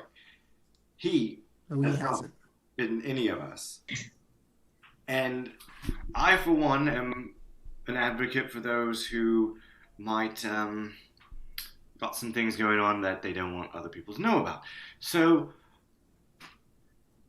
I mean, what kind of, vampire are you? Are you a Do you eat people? I have. I don't. Okay. Do you regularly eat people? Is this something? What kind of people do you eat? Do you eat Can we not do the third degree? I am not going to eat you, if that's your question. Okay, good. That's all I wanted to know. That's all I wanted to know. Cool. Hey. To be fair to Ezra, we've all eaten people here. So. No. What? No. Did you have a pastry? Did you have one of those pastries from Why did you bring that up Granny? right now? That was unnecessary. Just saying. He who cast the first stone. That's what I'm saying. Touche. Ezra wouldn't be able to help a little child. I think Ezra's right, but there's like ignorant. I think Ezra's actions speak for himself. There's like ignorant eating of a pastry. That's very different than like seeking out.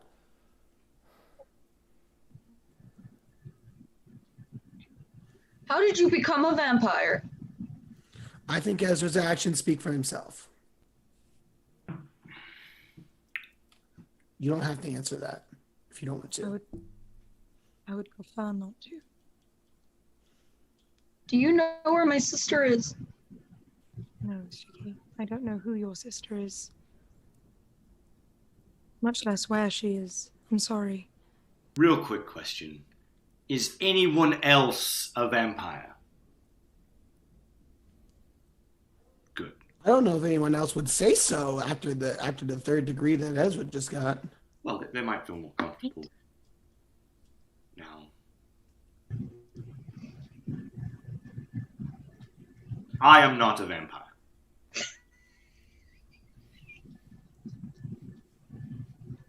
That's great. Thank you. Also not.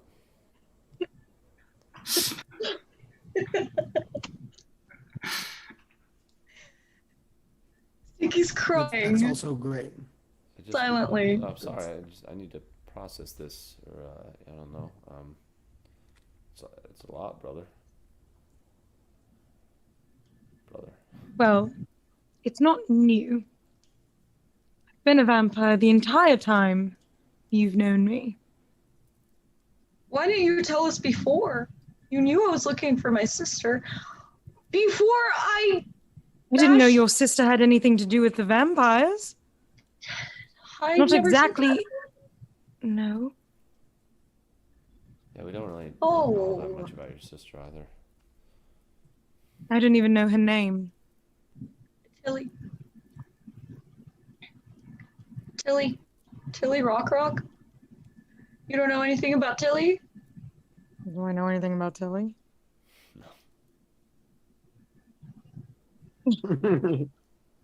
No, don't.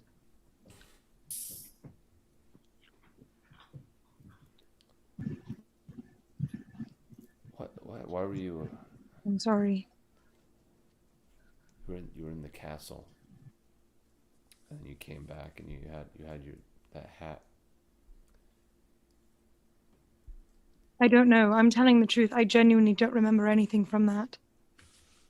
I think he would tell us the truth at this point. I really don't. I have no memory. I remember being in a carriage and going inside and then coming out and then being back. That's it. All right. You could have said something. We would have tried. We would have talked about it. We I'm sorry. Vicky, the last time vampires came up, you bashed his head repeatedly until it came off. I didn't. It didn't inspire a certain level of trust in me. I'm sorry. Did you know him? No. Not all vampires know each other. I didn't think about that. We're getting on here. Yeah, it's that not all vampires know each other. Okay, I'm sorry. That was a little bit ignorant of me, I realized. Just because you know one vampire doesn't mean the other vampire wants to date the vampire. You know, it's not. Well, you never know. Ooh, who's dating? Who's dating who? I'm not dating anyone. Wait, are people dating now? Is there more to see? It's clear you and Strahd are not. No. Okay. No, I know nothing about him. That was the only other thing I was curious about. I'm done. Done. He looks like he was sexy it's once, been an not eventful really day. anymore, you know? Okay, sure. Just gallivanting off in the night. Oh, I don't remember. Strahd looks very sexy, by the way. Does he? Okay, well, I take it back then. Well, Ezra takes He's it back. perma sexy. Ezra said no. Strahd and I have not, as far as I know. Again, I don't remember the apparently time I've met him. But it's not impossible.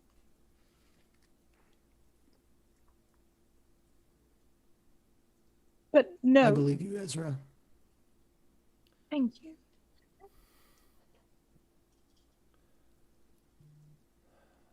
Can we please go back and give these druids their damned crystal? Sure. Is it daytime or night? No, we don't want to give it back to the druids. We want to give it to the wizards yes. of wine. Is it daytime or nighttime right now? Sorry, I'm exhausted too. Near in the end of the day at this point. Where did he go, by the way? Barry? What's his name? Old man. Davian. It was Davian. Davian. Where is he? You That's ran a really off. good question. I didn't even think about You that. left during the. I say it's a trap. I am anti-talking to Strahd. Not to play devil's advocate, but I will say he did have ample opportunity to just kill us. He could have just jumped into the battle. I at feel any like moment. that third terrace has a lot more. I don't know. I spent some time up there, and I think it's a much better place for an ambush. Then the second terrace. It sounds to me like We don't need to be ambushed. Yeah. We're not very strong. it sounds to me like you all would like to hear him out, right? I will do what you will want to do. I am not particularly comfortable around him when he seems to know things I don't So about. we're totally ignoring another elephant in the room, or should I say hyena. What was that whole display? You went purple. Yeah, What? You did. You were very purple. Like, And why? you Why And have your you eyes, you and your eyes, you were purple all over Yeah, here. Oh my god! Oh my god! Oh my god! Oh my god! There's too many questions. It's too many questions. I the don't. simple one is what happened. You did. He is. I don't. Wait, he died? He died? She He died? died. She died. So did you. Well, I don't know what happened. I closed my eyes. It was bright. It was hot, and then I opened them, and she was purple. I don't know exactly what that was. So you could be a vampire. No. Don't say that. Hold on. Wait. It was too much. I would. You know what? To be fair, I don't know very much about vampire. Am I a vampire? Not. Are you thirsty? None of Havok. that. None of that No. is Oh, what I actually, know anything about. I'm Havok, you would extremely thirsty. You would know that that's not what this is. That power you. Yeah, like you don't want blood,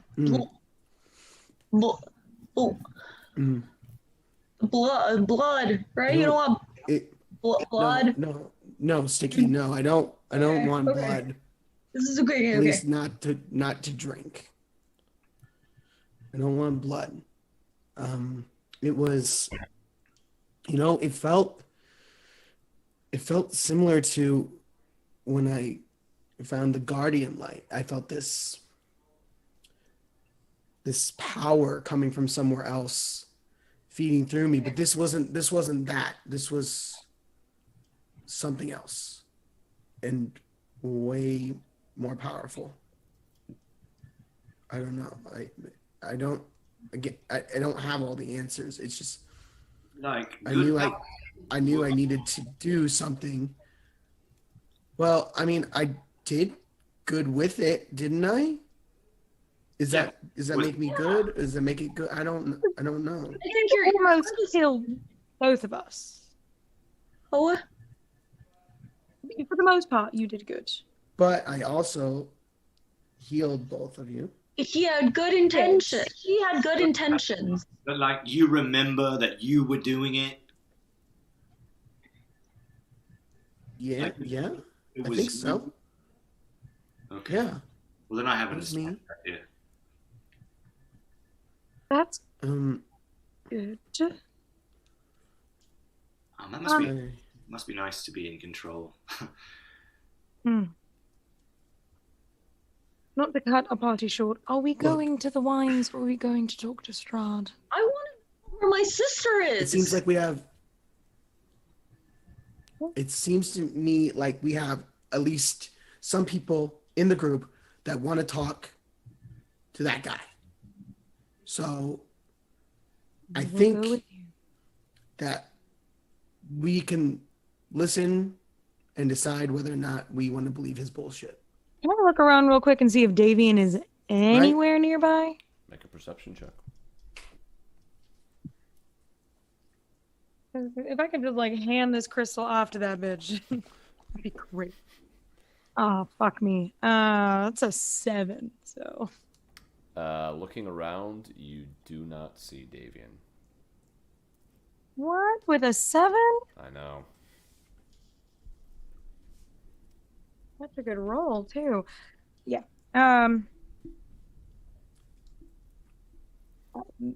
Ezra's just gonna start walking up. Stiki runs after him. Him. Him. Yeah, it's okay. There's a lot of gender crossing over here. I'm so the only lady here. You are. That's true. I'm the only lady. Remember, do I have to wear a wig? I will next week. Next time.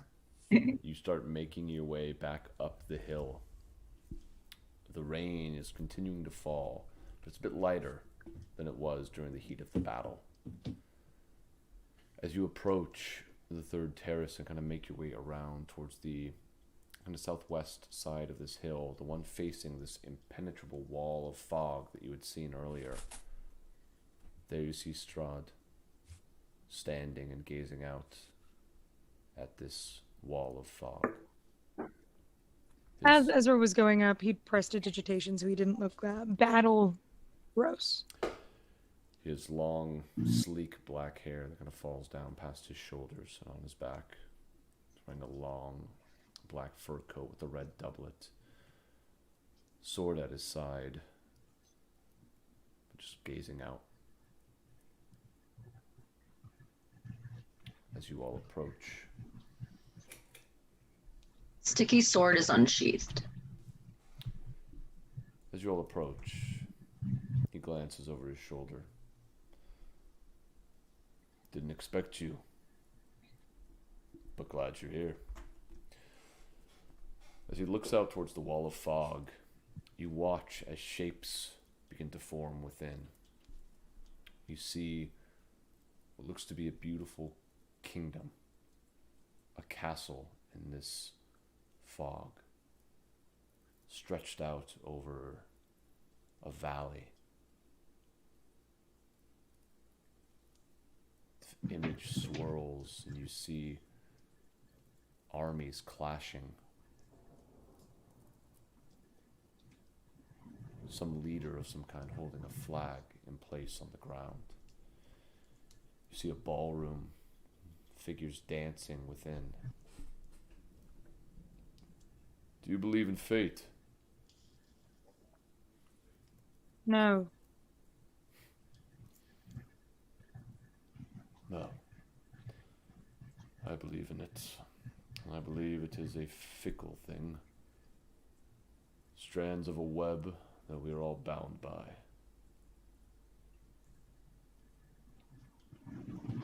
I didn't bring you to my land, but perhaps you were meant to be here.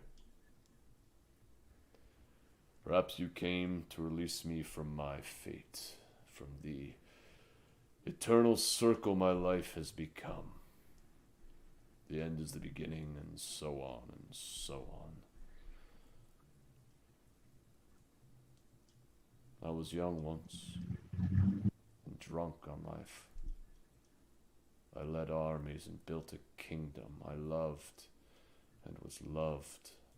I danced with angels and feasted upon delicious meals and warm wine that would make the gods sigh of approval.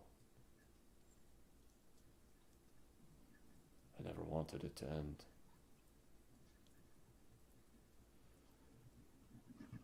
The arrogance of youth. Now, to those who call this land home, I am a monster. The story nursemaids whisper to children as they cower underneath their blankets.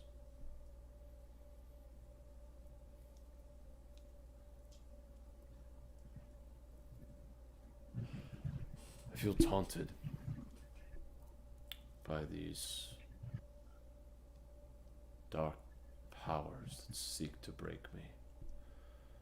And as he says that, you see the mists begin to swirl again, this time darkening, just a hair. I wish I could take it all back at times. Sometimes I long to feel the taste of steel death in my heart, as one would the lips of a lover, wrapping myself in its cold embrace.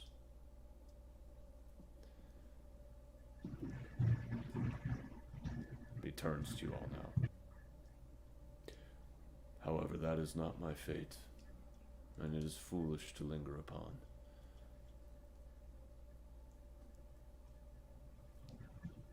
He kind of glances at you all and sizes you all up. I know that some of you would seek to destroy me. I know the thought has crossed your mind. I would advise against the attempt. I've seen this story play out over and over again. Adventurers come into this land and believe me to be some monster to be slain.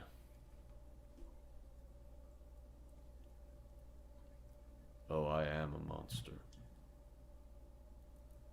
but one who keeps to himself. I am the ancient. I am the land. Should you try and destroy me, I will stand over your broken bodies, and as you beg your dreadlord for mercy, I will whisper, no. However, that doesn't have to be our fate. I don't want enemies. I want people I can trust. Really, the choice is yours. How do we know we can even trust you? Suppose Yeah, trust I guess is I'm a little somewhat confused like here. a leap of faith.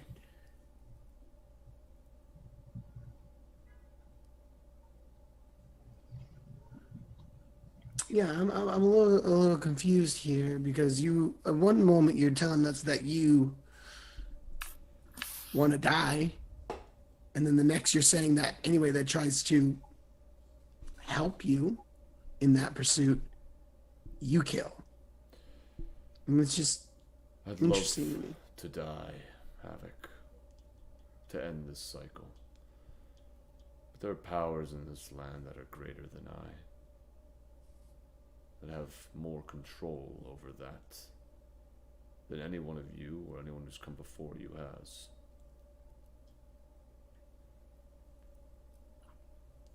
What exactly do we get out of this partnership? Well, hopefully you get the opportunity to leave this land.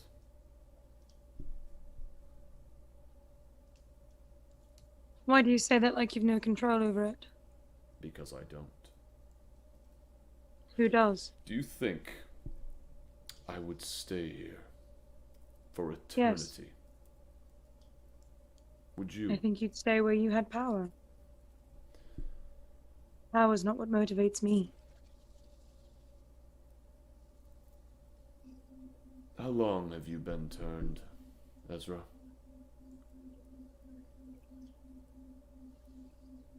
Why does that matter? Well, infinite power with no choice is not alive. We're not alive anyway. Well, I see what you mean, and it's a good point. Power's lovely. The best wine, the best food, it's incredible. The first time you have it, the second time you have it, the third time, the fourth, the fifth, the sixth. But as you begin reliving every day infinitely, well, I don't think it matters how power hungry you are. You begin to crave something else. Something sweeter, something new. You see a little anger. It's been very reserved, or at least contained, even when he was speaking in a more threatening way. But at this, a bit more anger flashes through. Forgive me. Can I roll an insight check on that? Yeah? You are I'm at at disadvantage 2 because I levels, am so exhausted. Doubly. Yep. So it's disadvantage. Ooh. That is a disadvantage, a 19. And you know what? I'm going to use my Cardic on this as well. Okay. Jack. So that's 29. As you watch him, still being the first time you've met Strahd, you feel like maybe you're starting to pick up something, and then you blink, and you hear a small cackle in the back of your head that distracts you just long enough to not really be able to read him in that moment.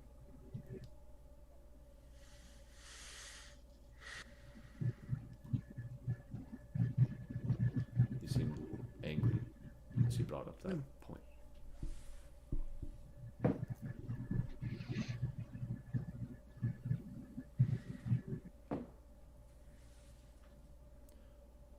Ultimately, I hope that I'd be able to help you all escape, but I don't know if I can promise that, and so I won't.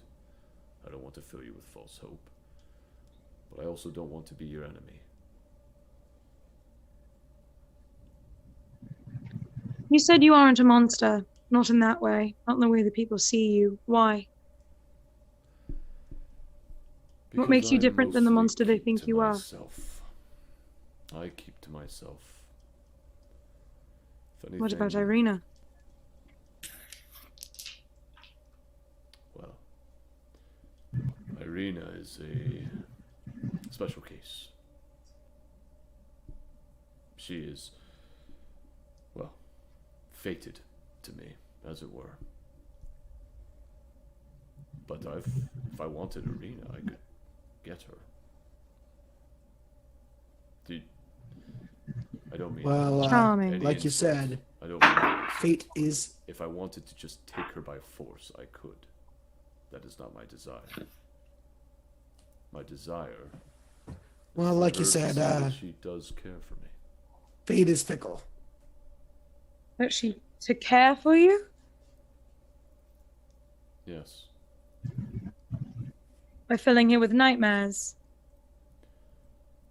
Am I doing that? Aren't you? I asked you first. How would he know?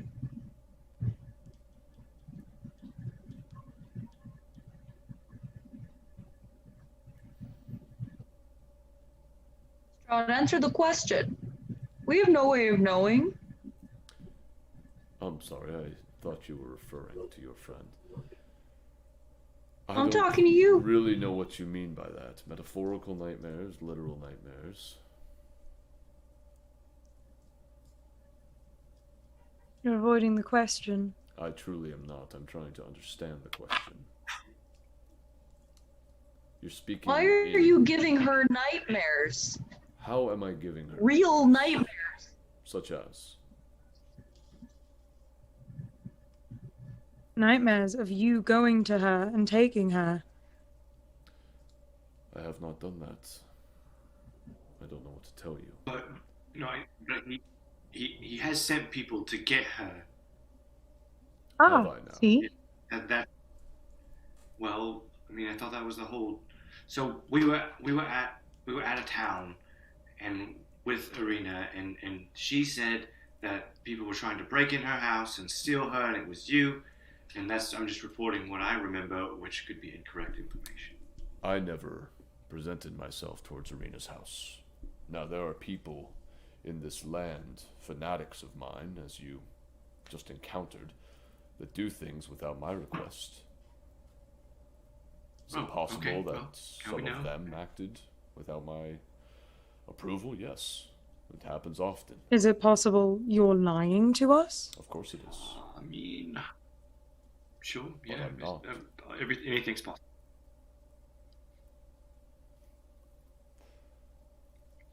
I have no reason You're not to giving us... fight with any of you. What if... Agreed. I don't want one, frankly. You have no reason to ally with us either, so what is the plan here? I do. What's the game? It's to have one less thorn in my side, one less group of people trying to break into my castle and be gone with me. One less splinter. And to be honest, when you've lived as long as I have, sometimes just meeting new people, well, it's a thrilling change of pace. I think it's nice to always meet new people. You said you wanted to die. Why don't you just let us kill you? I've tried that before. Doesn't seem We've killed one before. So sorry, Ezra. I love you. He wasn't a full vampire, but He was continue. not. It doesn't seem to stick.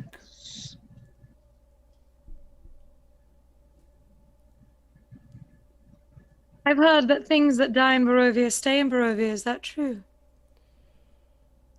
That is my understanding. Yes. So if it isn't you, what is it exactly? If it's not you that's our enemy, who is? He glances back towards the wall of fog. Havok. Purple light, I saw.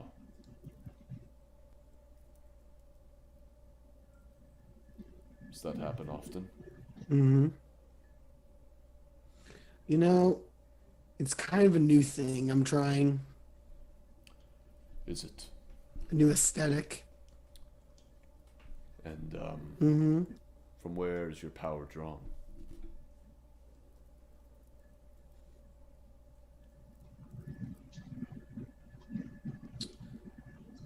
Do I know that? I don't think you do. I don't think, no. You've seen this figure a couple times. You know,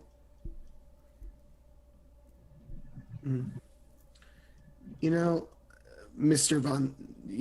Strahd. No, I don't really know, to be honest. I have a similar, I'm going to stick to the formal. Thank I you. have a similar issue, and I don't know.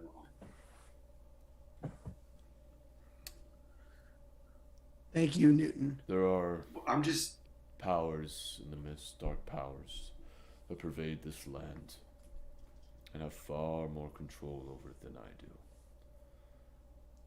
I'm here because I made a deal with one many, many years ago when I was young and foolish and thought that I could control this power. And so now I'm kept here as a plaything for them. Newton, Ooh. you have a question. Do you know? Yeah. Do you know of like a scary clown-looking thing with very sharp teeth and very demented? Clown? What are you talking about? What? Hold on. That does seem to ring a bell, but I'll have some of my staff look into that for you in our library. Or of course, you're welcome to come and peruse yourself. I'm terrified of you. So, Speaking of your castle, actually, Strahd, why can't I remember? Because I modified your memory. And why is that? Because I didn't know if you were friend or foe. You were rather tense during our last conversation as well. I suppose Gee, I wanted I wonder the opportunity to meet you again. I see nothing's changed. I want the memory back. Do you? Yes, I do. Very well. He snaps his fingers. Ugh, and you feel yourself flooded with this memory. And while it's there, it's not a crystalline memory. It's not like something that just happened to you, because this did happen a couple weeks back, but you still remember a lot of it. You felt yourself in the woods, and a black carriage approached. As you drew your weapon, gazing at it, a figure stepped out, holding what appeared to be a lamp of some kind, and in that moment, you just wanted to go with this figure. It's an elf of some kind, long dark hair as well, kind of widow's peak on the top of their head. And they rode with you in this carriage towards Castle Ravenloft. As you entered inside, you were led to the dining hall, where you were introduced to Strahd von Zarovich, who begged your pardon and said he doesn't meet many vampires and was very interested to get to know you more. You began talking with him, and he was rather charming. He gave you good food and drink, and even though for you now, Ezra, a lot of food and drink doesn't have the same punch as it used to, this food did. This drink did. And you chatted with Strahd for about an hour, hour and a half, about different things, about what it was like for your transformation, about your life before, about dealing with the transformation. You chatted a bit about your experience in the death house, about what it was like at the church when you saw Stiki kill that vampire spawn, the fight you had on the road.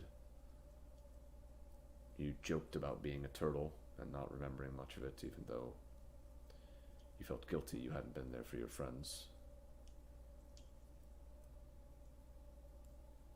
And you talked about the fear that comes with being a vampire and traveling with people who, even if they say they understand, will always be sleeping a bit more warily.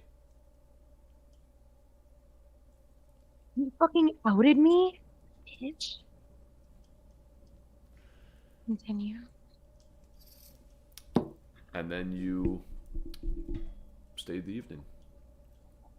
You were led up to the guest chambers by a strapping young vampire spawn named Escher, Very nice chambers. The nicest, probably the nicest night you've had in Barovia.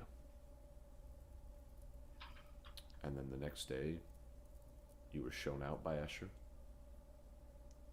Got back in the carriage. Dropped off near Vallaki.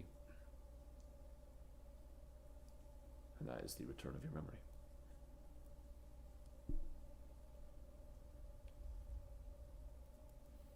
Why take it? Fear on my own part, primarily.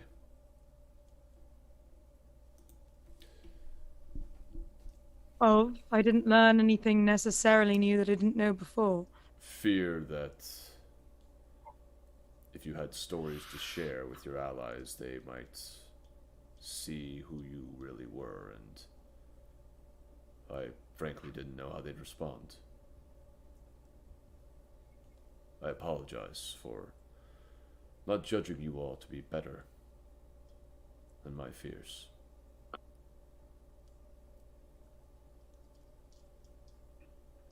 Stiki looks hella guilty. Just like through this whole thing. It's like... Just so you know, me describing those memories to Ezra, you guys did not get that. For you, it was a snap. Right. Ezra blinked a bit, and then... The conversation after. Okay. Mm-hmm. If you could ask your Seth, that would be awesome. I will. I'll see what information I can find for you. Sure. Thank you. Okay. Can you find out about my sister Tilly Rock, please? Tilly Rock. I suppose I can. Okay. Thank you. Sorry that. Thank you. Any other requests? Do you want to hang out? I'd love You were that. asking him on a date, Newton. You know, I feel like it might be good for us to Head back to the digest what you've told us and maybe think it over, see how we feel. Right? What do you guys think? Does that sound like a good idea? Mull it over a bit. Sure. Have you been to the Blue Water Inn? I have not. You drink alcohol? Wine?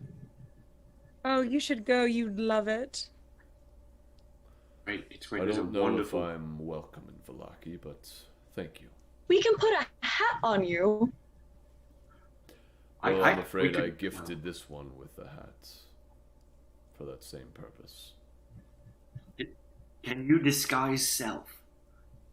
I can disguise self. Oh, I can disguise myself. So, You know, guys, I think he might be a very so I busy can be man. clear, you'd like me to find a book for you. You'd also like me to try to discover your sister's whereabouts. I would really appreciate it. I'm sorry that I jumped and that I pointed my sword at you. I just want to make it clear, this is not a formal request. I am not asking for some sort of verbal contract Well, I would with like you. to I ask am. all of you something. I'm I would not very signing much anything. like to invite you all to dinner at the castle. Well, then then we're not the dinner, right? Of course not. I give my utmost promise that no harm will come to you. You will be my valued guests.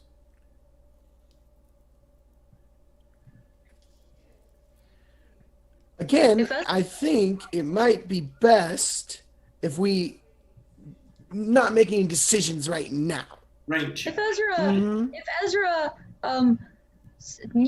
Ezra gives a go, I trust Ezra, so whatever Ezra says, okay. You do not need Ezra to, agrees with Havok you at don't the need to moment. answer now. I will send a formal request in the following days. But again, as I have you here now, I promise you, no harm would come to you. With that, Now and in the future. I don't want to keep you any further. I know you need to get back to the Wizard of Wines, and it is getting dark. It truly was a pleasure to meet you all, finally.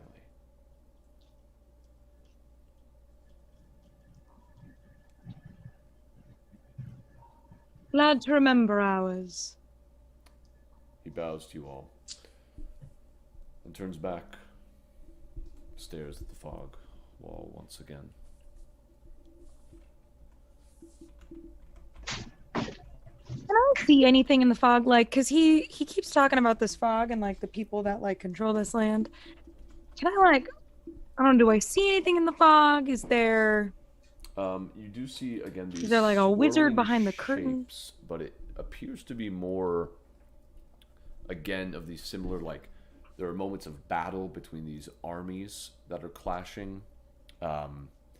You see a dragon. But do those look more like memories? Flying through. It's tough to say. You make a general intelligence check. This will be a high DC because you're kind of just trying to put something together that you don't have a lot of information about.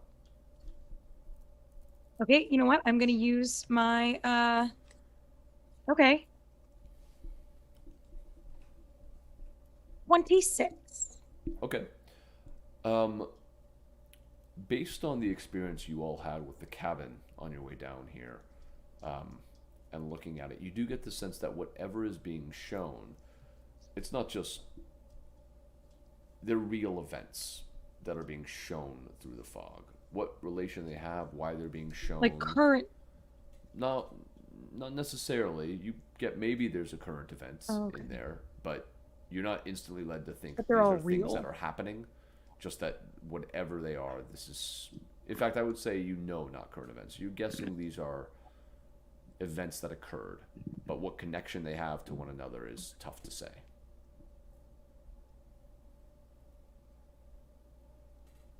Okay. Ezra's gonna turn. I think as he starts going, I think he's just gonna, like, as he's walking, take off his hat. Just kind of, like, turn his face to the rain. Okay. And now all of you seeing Ezra do that, do see. Well, it's kind of always been there, but never really noticed before. As Ezra gets a drink, divinates in front, or a candy, a dessert of some kind. Food, dinner. Hey, even better.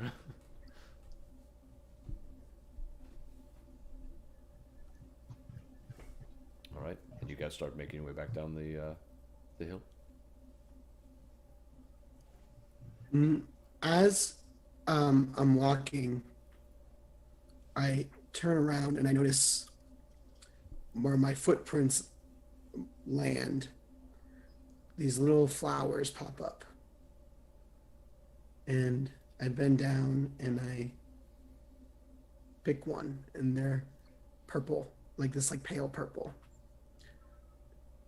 And I just hold it as we walk down the hill, very gently. Okay. You guys begin to make your way back down the hill. Stiki walks up to Ezra and gets, like, uncomfortably close to him. Him, shit. And Him. says, Ezra, I'm really sorry. I didn't realize.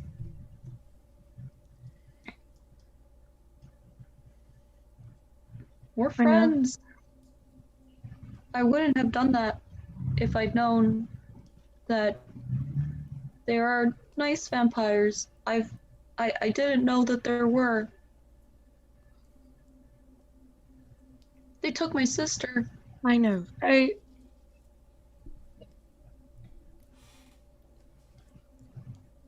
It's best to treat any vampires you meet with caution. You're my friend. Yes, Stiki. I am your friend. Okay. Stiki starts like almost skipping. Alright. You guys eventually make your way to the bottom of the hill. Well before we got to the top of it. Continue. Sorry, I thought you. No, you're fine. Eventually make your way down to the bottom of the hill. Start making your way back towards the woods from whence you came. As you do, you pass by the tree line where you left your horses, and you see a figure fiddling with them. I'm putting my head on first. Gotcha.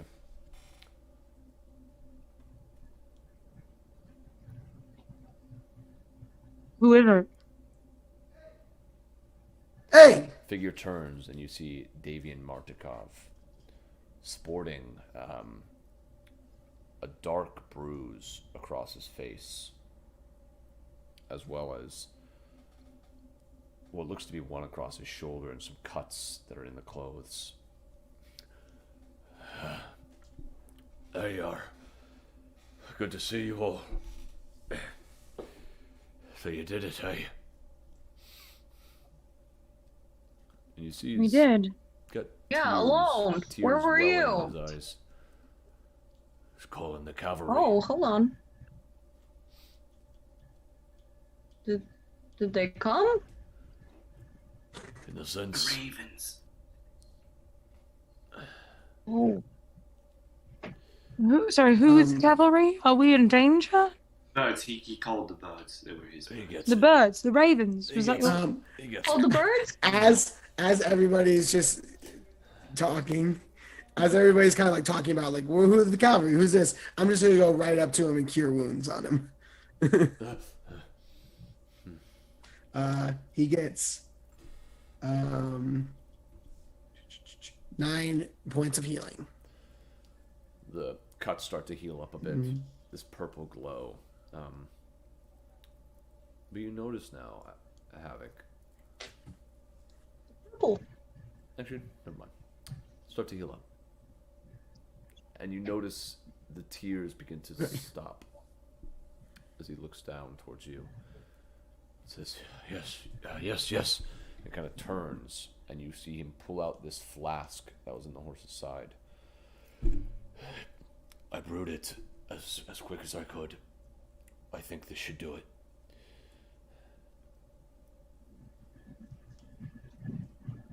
Should do what for who? Oh my God. Right. Oh my God. We almost just walked away. I could have died. Oh my God. What? Davian. I'm gonna give him a hug if he'll let me. You hug him. What? What's going Throw my on? arms around him. You were dying. Beautiful, beautiful man. What What about happened? that? Hold on. Yeah. Had a And then- disease. What? Do it. Tell me I just show my happened, I palms. forgot. If you guys see like the black spikes. Yeah. I'm confused. Yeah. Remember Well, a deal's a deal. your friend was diseased and... What's that? Honestly, no, I didn't remember. That was the But whole thank reason. The whole reason we went up on the hill was because he was going to die. And It's only like a couple of Heck hours that yeah. we've been here. It's not like it's been like 4 weeks or something. Look, we've all almost died lots of times. We're very tired. That's a fair... But a deal is a deal, so in that case... He kind of stops as he sees the gemstone. He begins to tear up again, kind of handing the flask over to you, Havok. Do you take it? Mm-hmm. And he walks up towards you, Ezra. Just reaches his hand out. It says, "My God, you did it. You really did it." Really? Just kind of clutches it to his chest.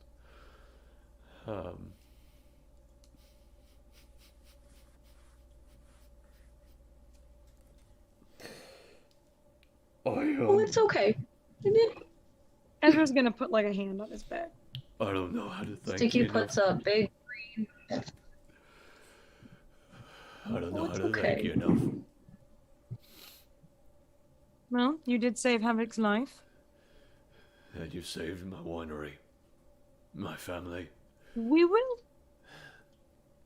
You're heroes.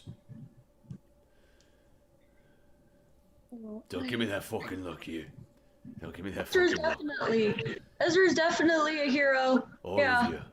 All of you. Ezra is the one who went inside the splinter thing and took the green thing out.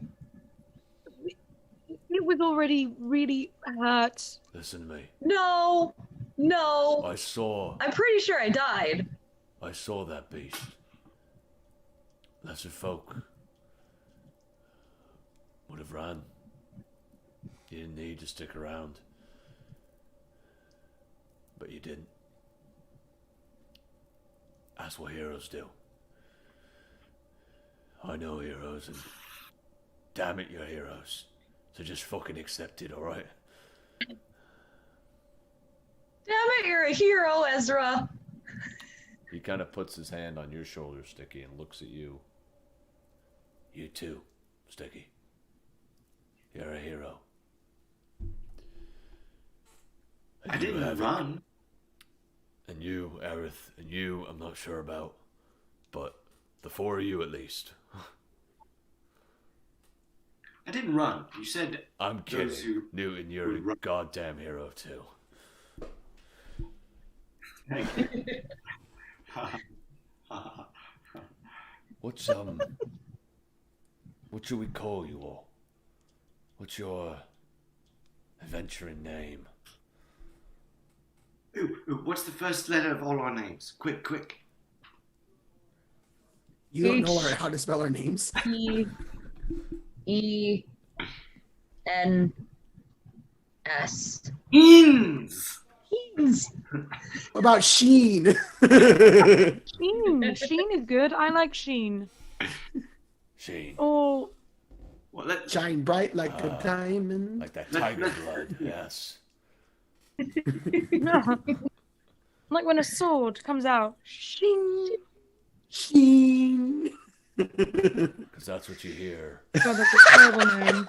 I like that. No, that's the sound you hear when the heroes arrive. The sword being drawn. Is it the Sheen or just Sheen?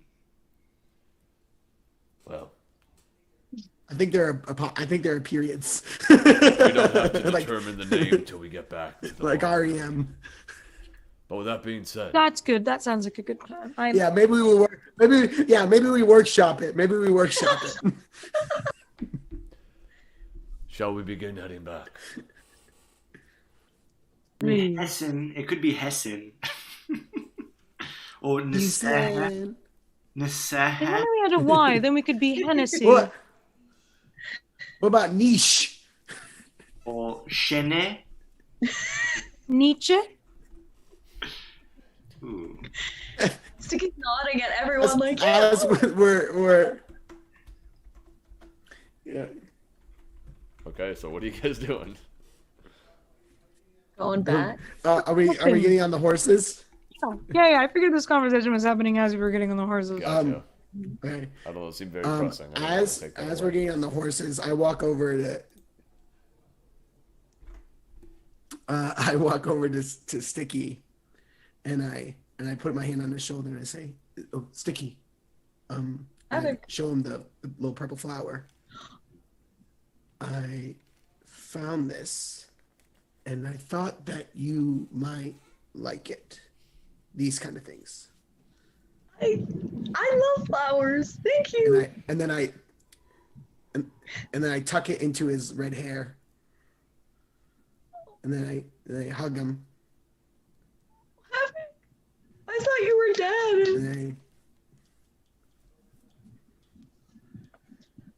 I thought I was dead too. How did you? But look, I don't really know, but I'm glad to be back. And I realize that protecting people is not just protecting others. I also need to protect myself sometimes. Because I didn't realize how important to some people that I might be. You mean the world to us, Havok? And I just kind of put my hand on his chest, and I try and get on the horse, but my knee like gives out because I'm so freaking exhausted. I just kind of like fall off. Oh, you're okay. You're okay. It's okay. Oh my God, my knees aged like 20, 50 years. Oh, why did do I remember jumping off the side of that hill twice? Did I do that really? Oh my God, that's so stupid. Why would I do that? You saved 3 of us. We were all gonna die, and you saved us. I kind of also almost personally took out each of you. Yes. So maybe I need to be more careful. It's okay. We can overlook that, right, Ezra? Wait. I'm just saying I wasn't in danger of dying before. As you guys are riding No, it's fair. back, It's fair. I didn't, not the best strategist. Someone roll a d20 for me. I think I did it last time. Not I. Newton, you got it? Go, Newton. 15. 15. Okay. That shit always makes me nervous. I hate it every time. I love it every time. You guys I'm excited. Continue making your way forward. As you get to a point in the trail that continues to veer north, you see this wooden stump. And sitting on the stump, you see the figure of a man dressed in brown rags, just sitting, looking out. Can't really make out any distinguishing features on their face. The cloak is pulled up. They're just sitting, looking in your direction. Looking in our direction? The head, at least, is tilted in that direction. Whether or not they're looking in that direction is, you can't tell at the moment. What are his hands doing? Just resting on his knees. Doesn't appear to have a weapon of any kind. Hello, sir. Or ma'am. Hello. No response. Hi.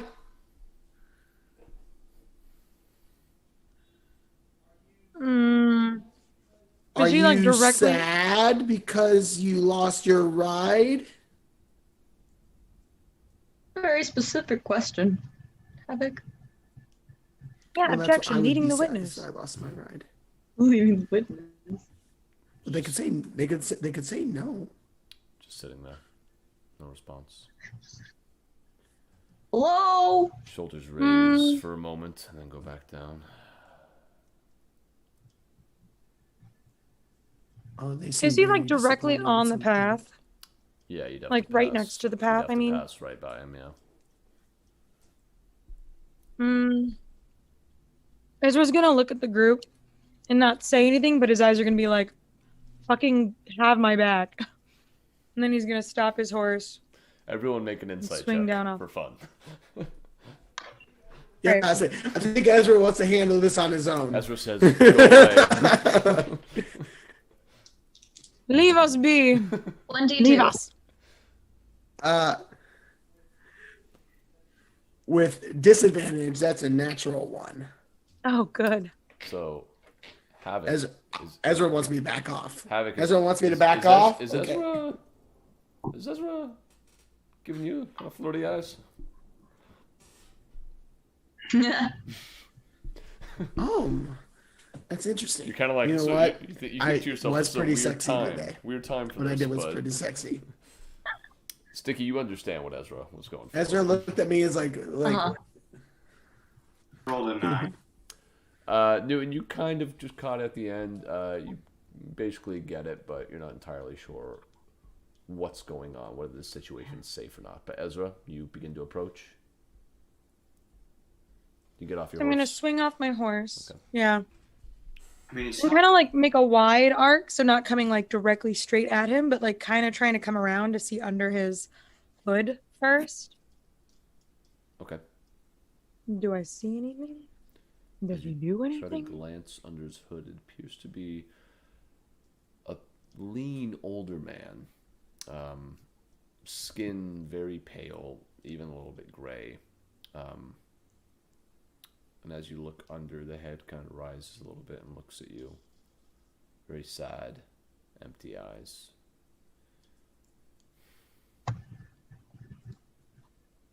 Hello. Can you speak? She reaches a shaking hand out towards you. Does it look like disease? No, he looks like an old man.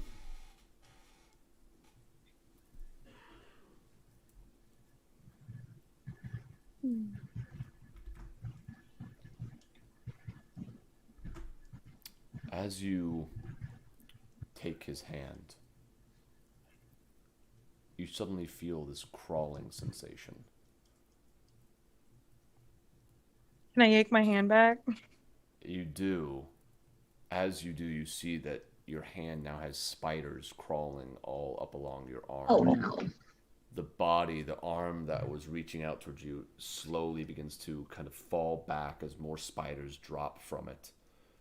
And then the legs, and the chest, and finally the face that smiles at you as spiders crawl out from it.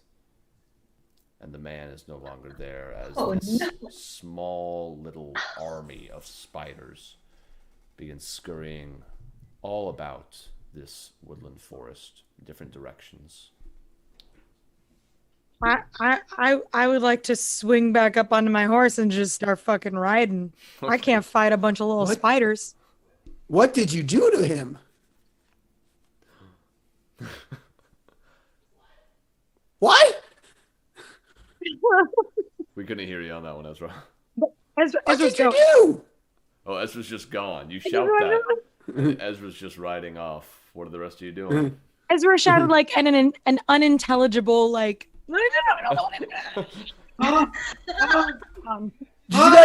Did you guys just see Ezra turn that man into spiders? Is that a vampire thing? From far away. Holy fuck! What you mean, a vampire thing? It's a phrase. It's a phrase. Let's get out of here. What do you mean, a vampire thing? No, I say, is that a vampire? Was that a vampire thing? Make a deception check at disadvantage. Oh, no. Oh, I'm fucked. It's... I'm fucked. This is really bad, guys. I'm not good at this, and I'm at disadvantage on this. Can you help? Can you help, Stiki? Can you help? This is bad. I can help. This is Can you Havok lying because he's Yeah. asking Havok. No, I know. Can they help him lie? With disadvantage, that was a 12. Not terrible, but not great. Just looks at you for a moment. We best catch up to your friend. Mm-hmm. Everybody be careful. There's a bunch of little vampire spiders. Don't touch them. Stiki starts riding after Ezra. Okay. I hate vampires! As he goes. Like in the... Ex post facto, does that help? I wasn't going to do anything but Stiki, make a deception check.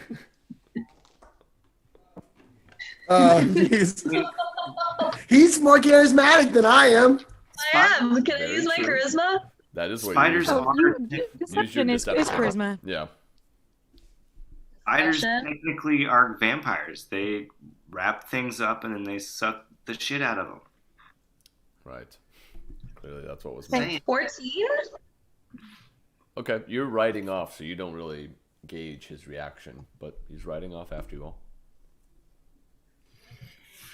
Together, that's a 26. Yes, if only. So you guys continue along. I'm so stupid. Making your way back. First, you almost literally killed Ezra, and then you almost figuratively. Ezra hates it here. Well, it's, we still have some time. We still got time. The session's not over yet. Somewhere Strahd's thinking. I'll kill Ezra in every way. But you guys make your way back. I will also meta kill Ezra. You guys make your way back to the Wizards of Winery. By the time you get there, it's pretty much nightfall at this point. As you've made your way back, and you first get led to the stables where Davian leads your horses inside, and then you guys head back inside, or at least he starts to lead you inside, towards the loading dock, where you see they have a cart filled with wine set up and ready to go in the morning. Davian turns to all of you and says, I know I've already asked so much of you all, but if you're headed back to Vallaki or Kresk, do you think you'd mind bringing some wine their way with you?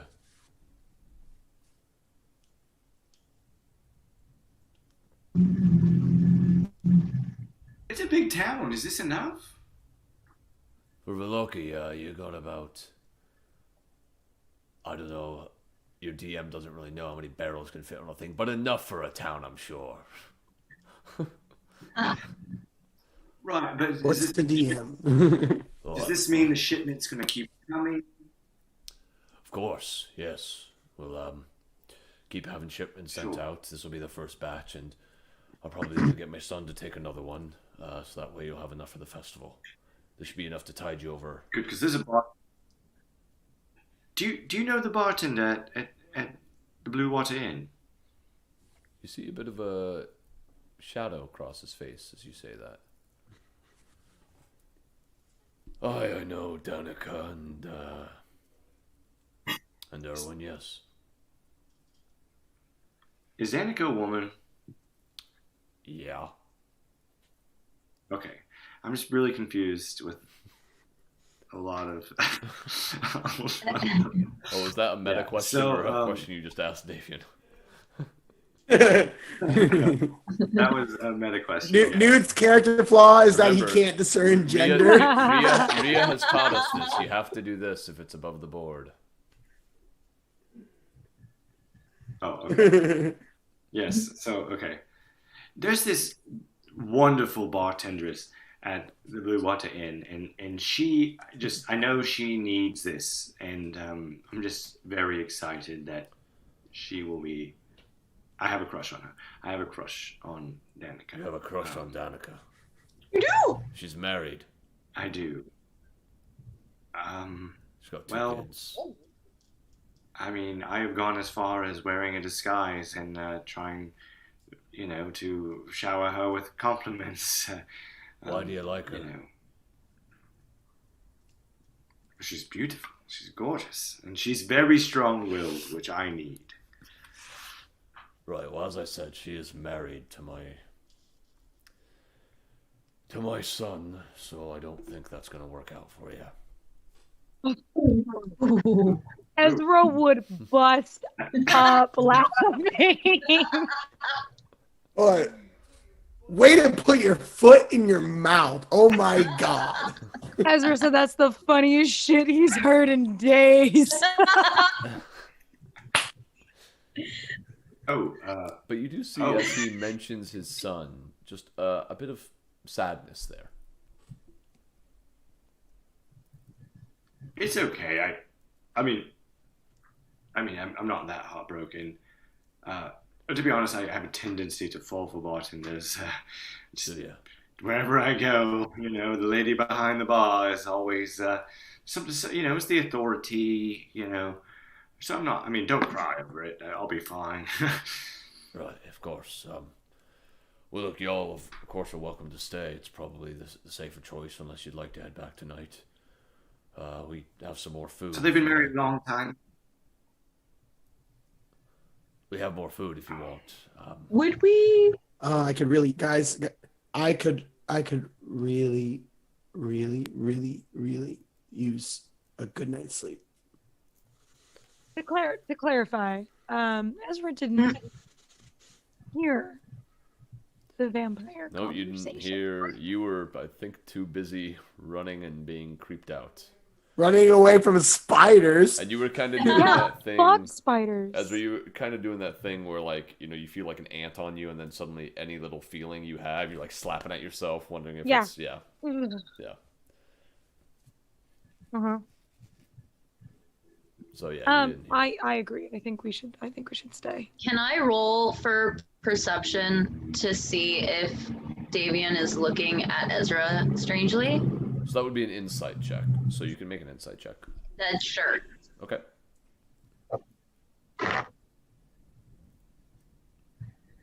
Fuck. 8. So. Doesn't appear to be. Okay. Looks a bit lost in his thoughts at the moment.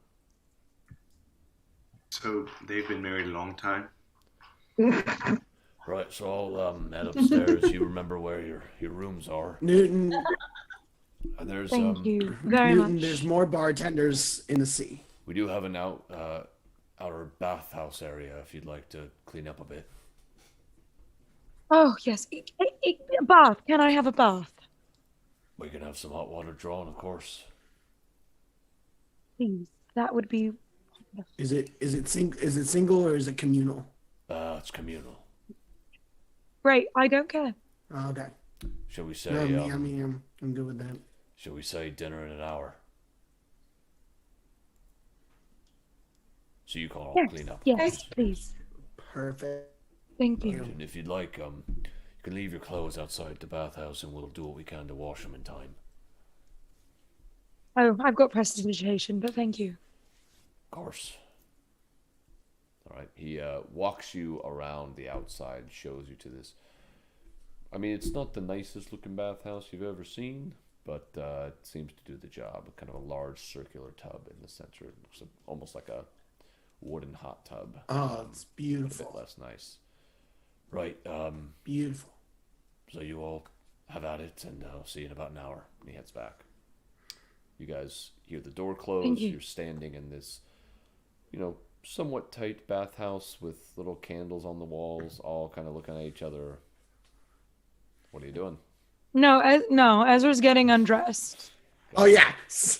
Havok too. There's no away. As soon as he walks modest, out, right away. Awkward moment. Ezra's like. Ezra just rips it off and gets right in. Havok too. Havok as well. Newton, Stiki, what are you doing? And it's just gonna like. I mean, we're all men here. I mean, except for you. Are you sure? Are you sure? Are you sure? Does Havok have like body parts or like? What I'm gonna say is that we're not gonna get into that in this D&D campaign. We're not gonna describe. Okay. The body parts of Gnoll. Bright red. And like to avert his eyes and take off his clothing. Aerith does something not quite as much as Stiki, but similar, and then gets in. Ezra's gonna slide into the water with just like a. The water is pretty hot at this point. You watched as some of Davian's children came out before you guys went in with some hot water buckets. And, yeah. Maybe. So you guys are all sitting in the bath for a moment, looking at each other, thinking about the events of the day, how close some of you came to death, how one of you came back from it, how you learned something about an ally you've been traveling with, and about your conversation that you had with Strahd von Zarovich. And as these thoughts filter across your mind and the candlelight flickers and the steam rises from the bath, that's where we're going to end tonight.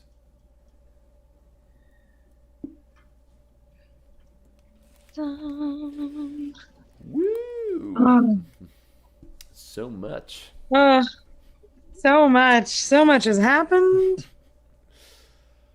I can What snipe. an eventful day. You can snipe now? Sorry. Yeah. I could tell you were just sitting up there on that third terrace thinking like, one more level and this would totally be fine. Damn. Ooh, so close. It was some foreshadowing. I was like, I'm going to practice. Nah. It makes sense in narrative now. Well, we are level 5 now. All right. We just got done with Yesterhill, and to everyone that's watching or is going to watch or listen, thank you so much for tuning in to us here at Character Player, and we will see you next time. I believe actually we're going to be taking that Monday off, so the next show would be June 5th. We're going to be taking that off. We have a lot of people's commitments, and so we're going to make sure that they can fulfill those because that's more important than D&D. And so we will be back the following session, which I know calendars well, is June, not the 12th, but the 19th. July. July 19th. July 19th. Yeah. Mm-hmm. So we'll be back July There you 19th go. with the next installment of Ravenloft. So once again, thank you all for watching, and good night. Good night. A good night. Good night.